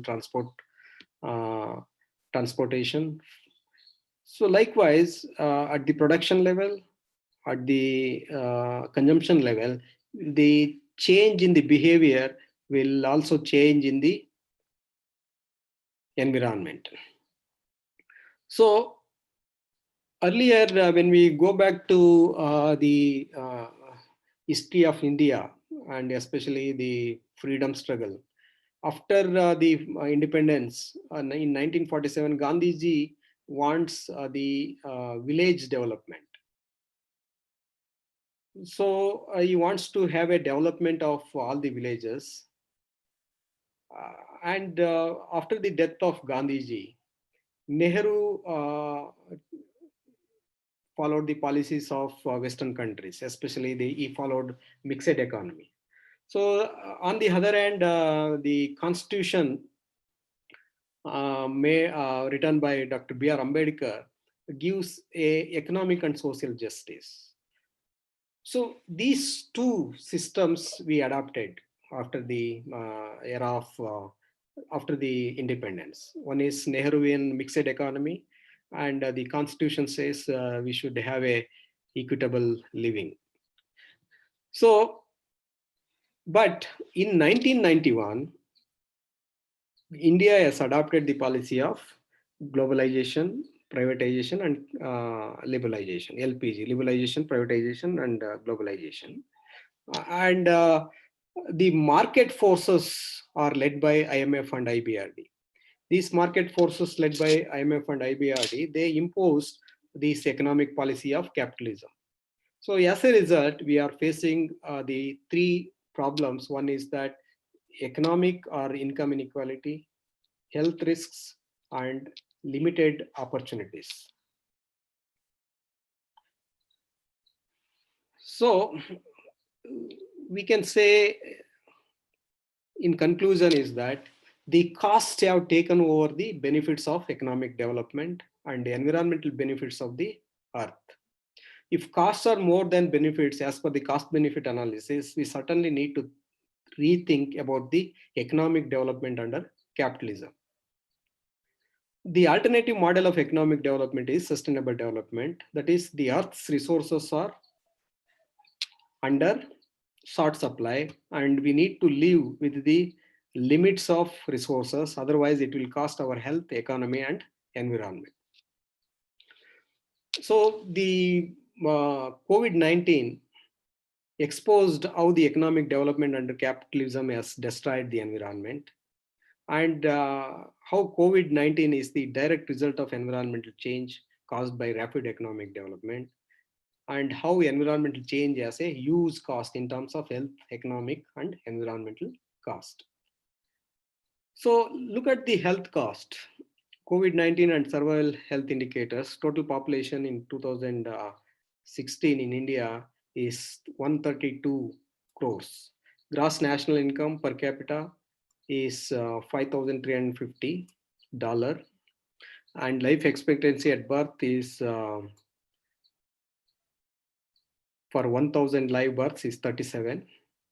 Life expectancy at birth for population is 67. In case of male and female, it is 70. Probability of dying between 15 to 60 years is 1,000, population is 2,214. Total expenditure on health per capita is $267, and total expenditure on health is percentage of GDP is 4.7% in 2014. But when compared to other countries, health expenditure in India is less, 1.2% to 1.6% of GDP, whereas in China it is 3.2%, in USA 8.5%, in Germany 9.4%. So when question of survival and revival comes into our mind, when we dissect or analyze it, health, we need to ensure good health of the people. Environment, we need to ensure conservation of natural resources. Economy, we should ensure equitable growth through sustainable development. So I am not going to discuss, it is already a lot of time has been taking, how to achieve sustainable development. You can read the World Commission on Environment and Development report. This is also known as Our Common Future. They have given a beautiful definition of what is sustainable development, that is meeting the needs of present generation without compromising the ability of future generation to meet their own needs.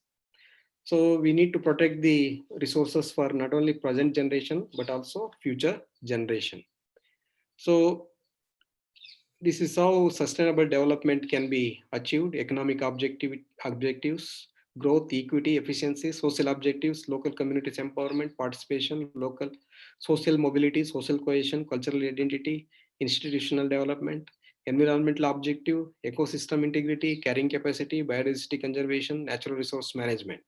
In this way, we can achieve sustainable development by reviving growth, changing the quality of growth, meeting essential human needs rather than human greeds, and ensuring sustainable level of population.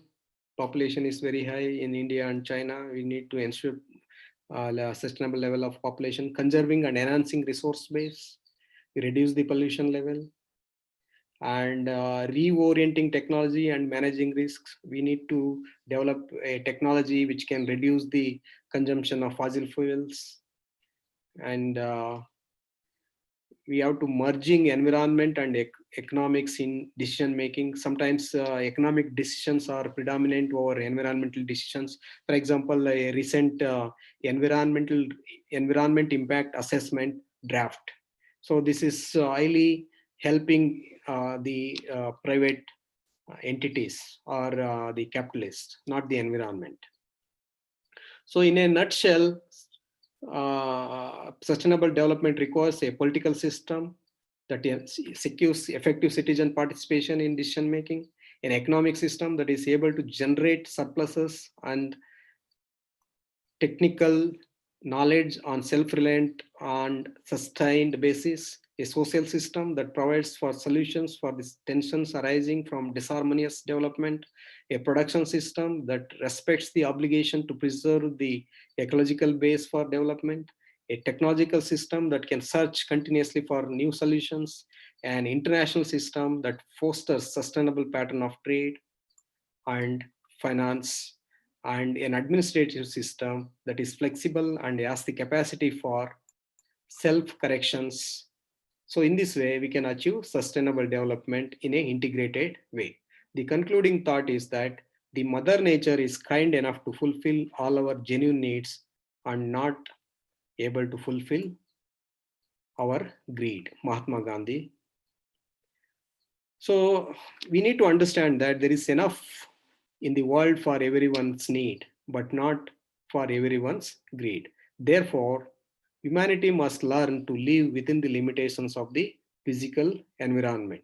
So we need to conserve resources for the present as well as future generation, we have to have livelihood or economic development which is equitably and sustainable one.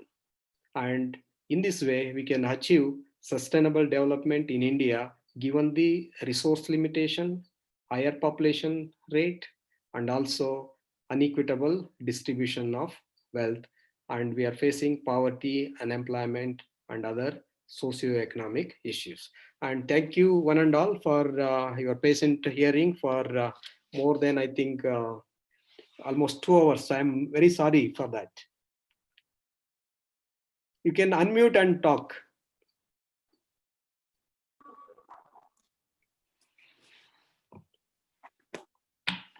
Thank you so much, sir, for your wonderful, insightful thoughts.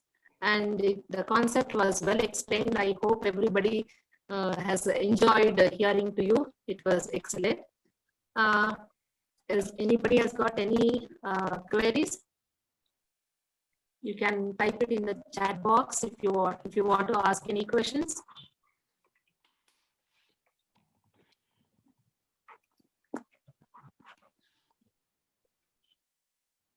Okay, let us proceed further. May I now request Dr. Anupama Malahi, Professor, IPAC Coordinator, RV Institute of Management, and member, IPAC MES Institute of Management, to render presidential address. Madam, over to you. Thank you, Madam. So it has been wonderful being part of this session today.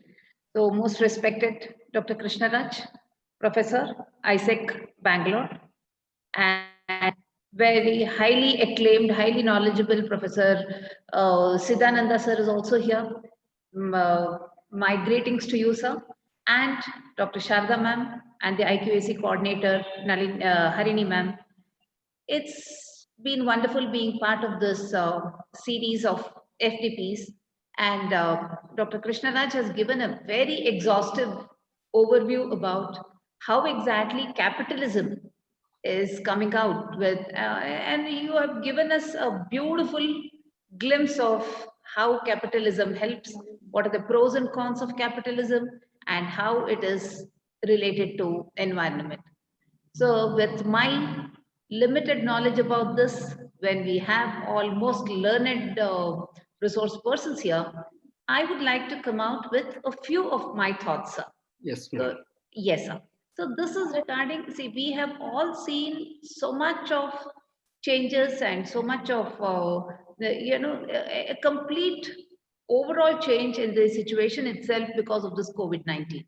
So there, what I wanted to quickly add a few of my thoughts to this is, what exactly could be the revival strategies? Because see, one thing is we all the time, we get a very gloomy picture of what exactly the situation is all about.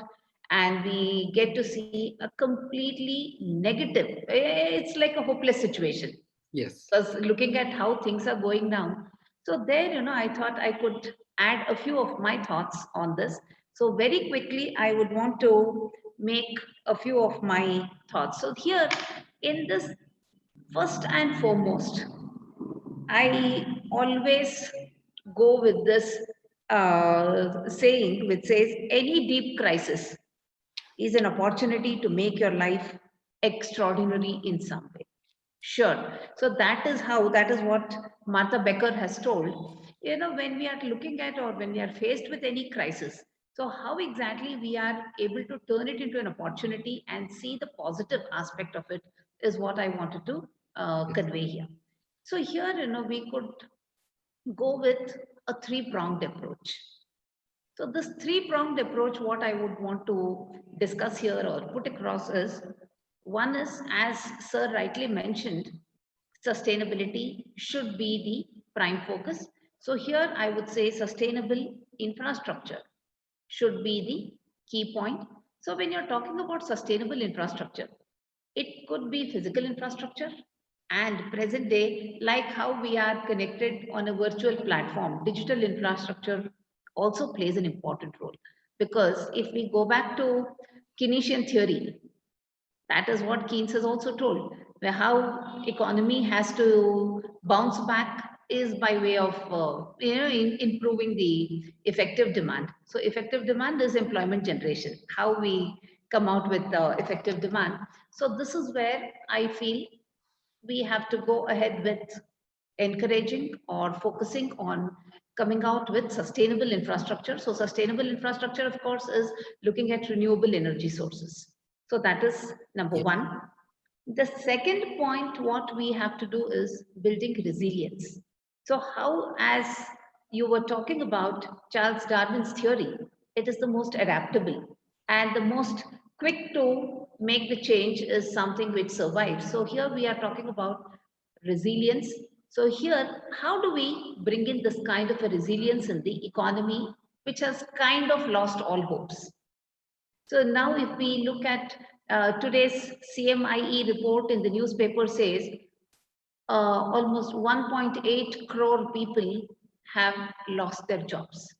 So that means to that extent, we are in a kind of a situation where the future is very bleak or future is very dark. So how do we bring in or how do we, encourage this kind of resilience building in the economy? So that is where I feel looking at focusing on the grassroots level, the medium, micro, medium, and small enterprises are to be given the kind of support system, and they are to be given the kind of energy boosting systems, whether it could be through fiscal reforms or it could be through any other bailout packages like what the government has already announced. So that is number two, because this is something which is the grassroots economy, like Dr. Krishnaraj rightly mentioned about Gandhian philosophy. Gandhian philosophy, what Mahatma Gandhi told was, our economy lies in the villages.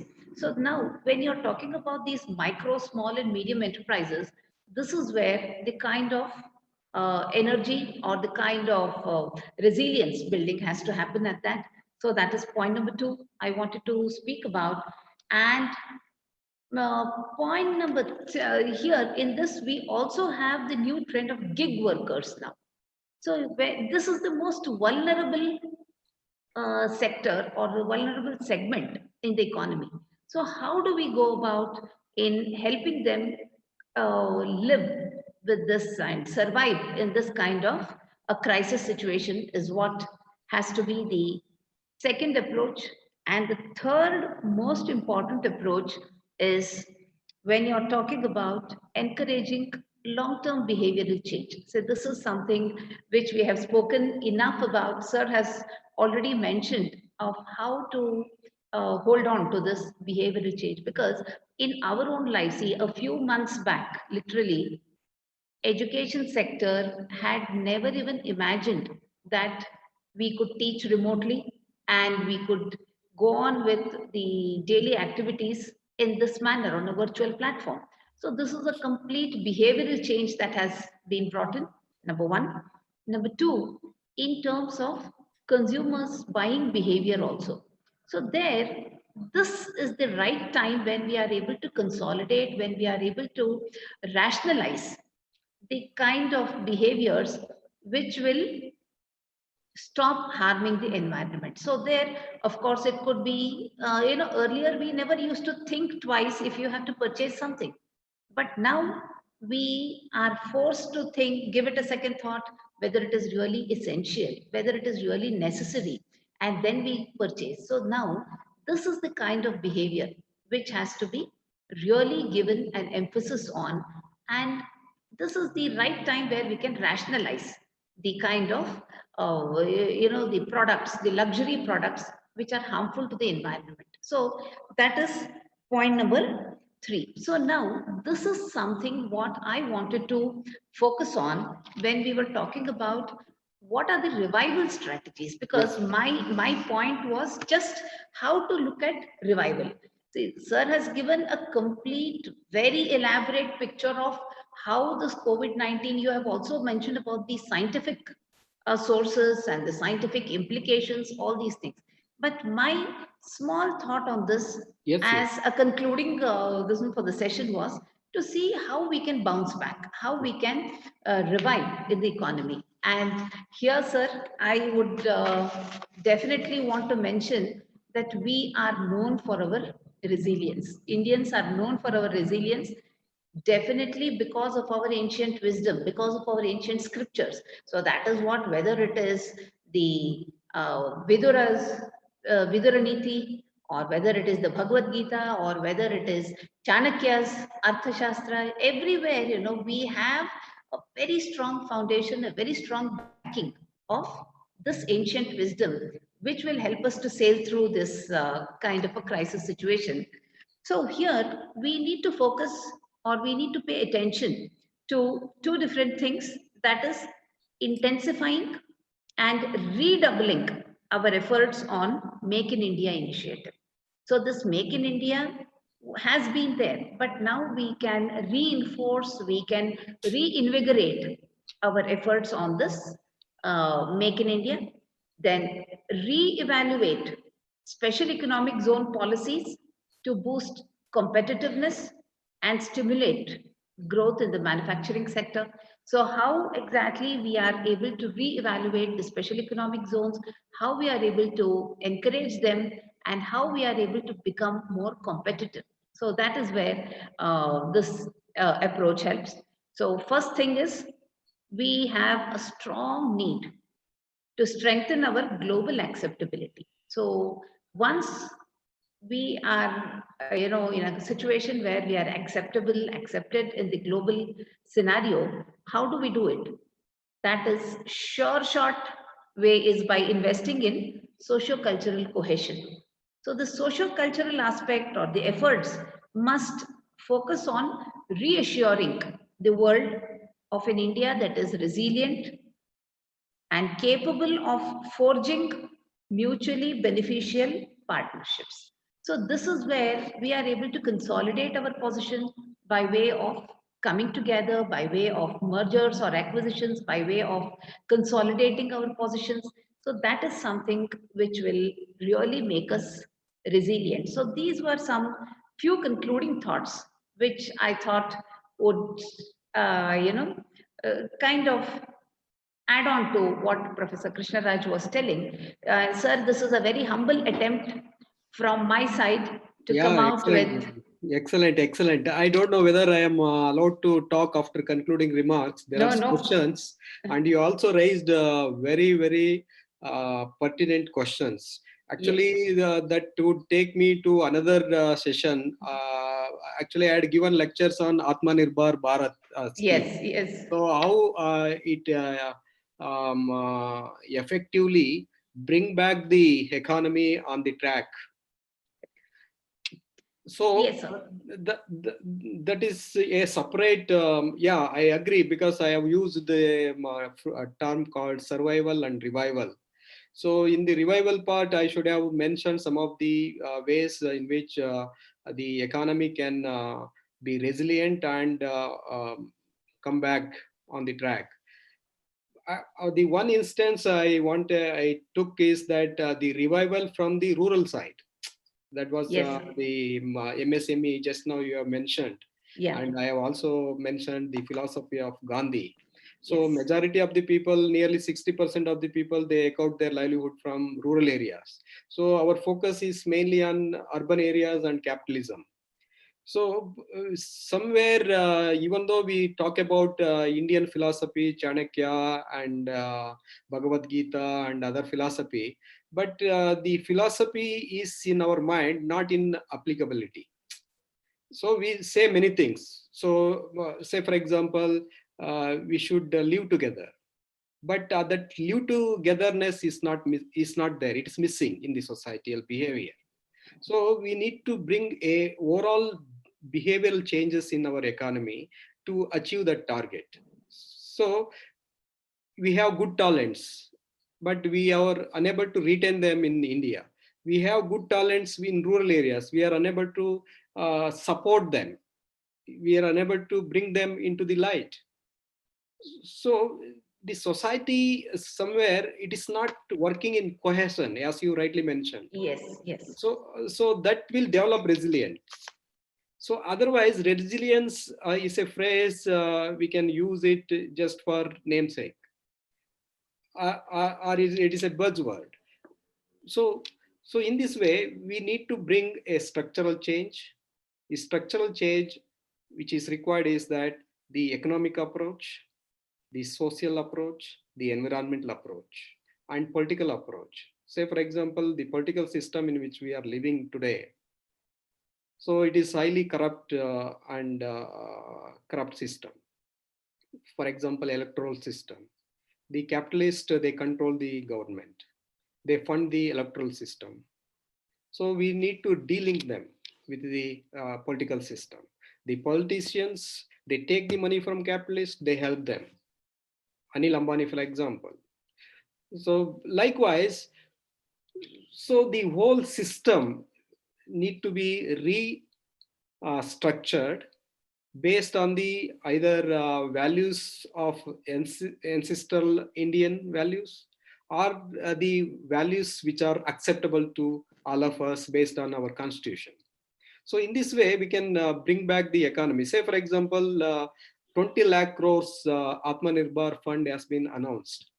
If you look at the fund allocation, nearly 80% of the fund is not a grant, it is a loan. It is a loan. So only remaining 20% or 2 lakh crore is a grant in terms of direct benefit transfer. So given this circumstance, how can we expect the Keynesian thought of creating effective demand? Where is the money? So say you go and ask some auto person, he's not earning any money. You go to any shops, there is no money, there is no earning. So no business at all, I mean to say. So you take any sector, there is no money in available to create effective demand. So on the other hand, when money is there, is not there in our hand, effective demand is not there, then there is no production. When there is no production, no employment. When there is no employment, no income earning. When there is no income earning, once again, no effective demand. It's a cyclical process again. Cyclical process. Yes. So yes. the government should create more effective demand. The whatever channel they use, especially when they use direct benefit transfer, so they should pump more money to the economy. This is how we can revive the economy and also survive. So this is the crisis period where no economic theory or policy guide us properly, except the Keynesian theory after global economic crisis or world economic crisis.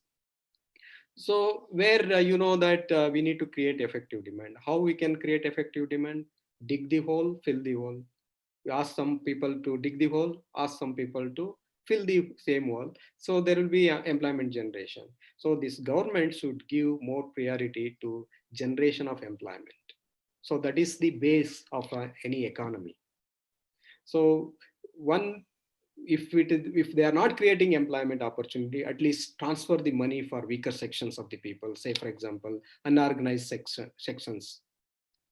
So where they can survive some extent until December under the onslaught of COVID-19. So this is how one should have magnanimity at the government. The people at the government should have magnanimity to transfer more money in the hands of people. That's how we can survive, and we can develop some resilience to such shocks like COVID-19 in future. Thank you very much for your very what is that insightful thought in the concluding remarks. I really appreciate that. Thank you, sir. Thank you. So I would like to thank the organizers for this wonderful opportunity of having got to share our thoughts with a scholarly person, Dr. Krishna Raj. So thank you very much. Thank you. Thank you. So with this, we'll end, or someone is talking. I think. Yeah. Thank you, madam, for your presidential address. Actually, personally, I feel after a very long time period, so many years, I experienced a wonderful economics class. Now, I request Srimati Rohini Patil to propose vote of thanks.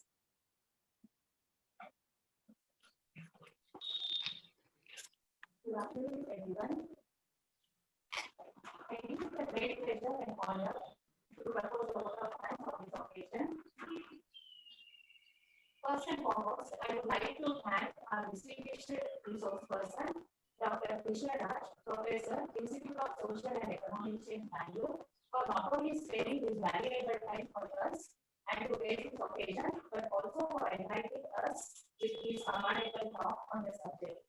Sir has spoken about COVID-19, health risks, and environmental pollution, and also about the economic survival and revival.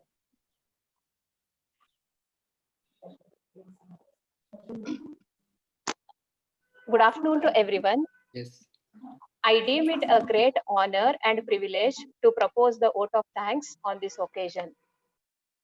First and foremost, I would like to thank our distinguished resource person, Dr. Krishna Raj, Professor, Institute of Social and Economic Change, Bangalore, for not only accepting our occasion and sparing his valuable time, but also for enlightening us with the current topic and his commendable talk.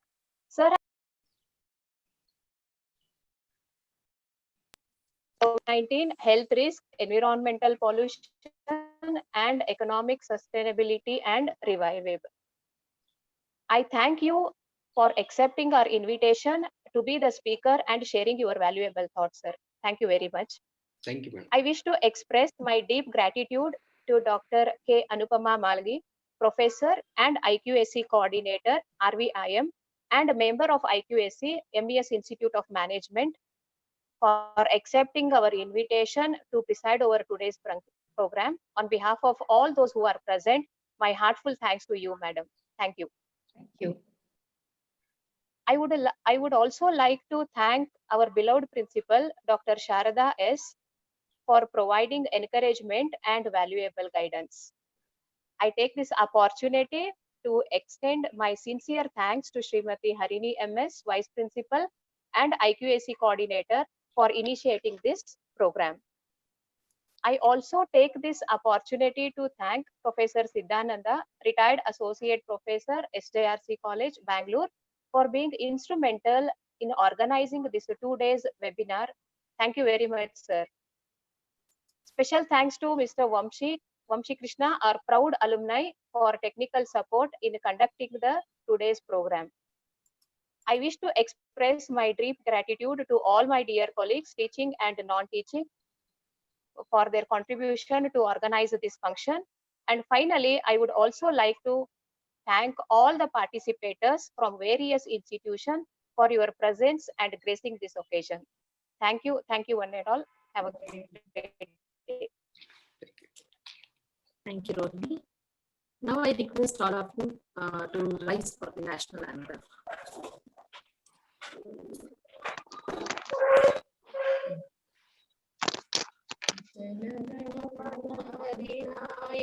जय हे भारत भाग्य विधाता पंजाब सिंध गुजरात मराठा द्रविड़ उत्कल बंगा विंध्य यमुना गंगा जलधि तरंगा तव शुभ नामे जागे तव शुभाशिष मागे गाहे तव जय गाथा जय मंगलदायक जय हे भारत भाग्य विधाता जय हे जय हे जय हे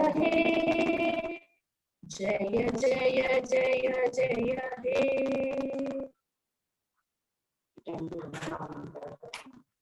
Thank you all for participating in our today's national level FTP. Feedback link is put up on the chat box. Have a nice day.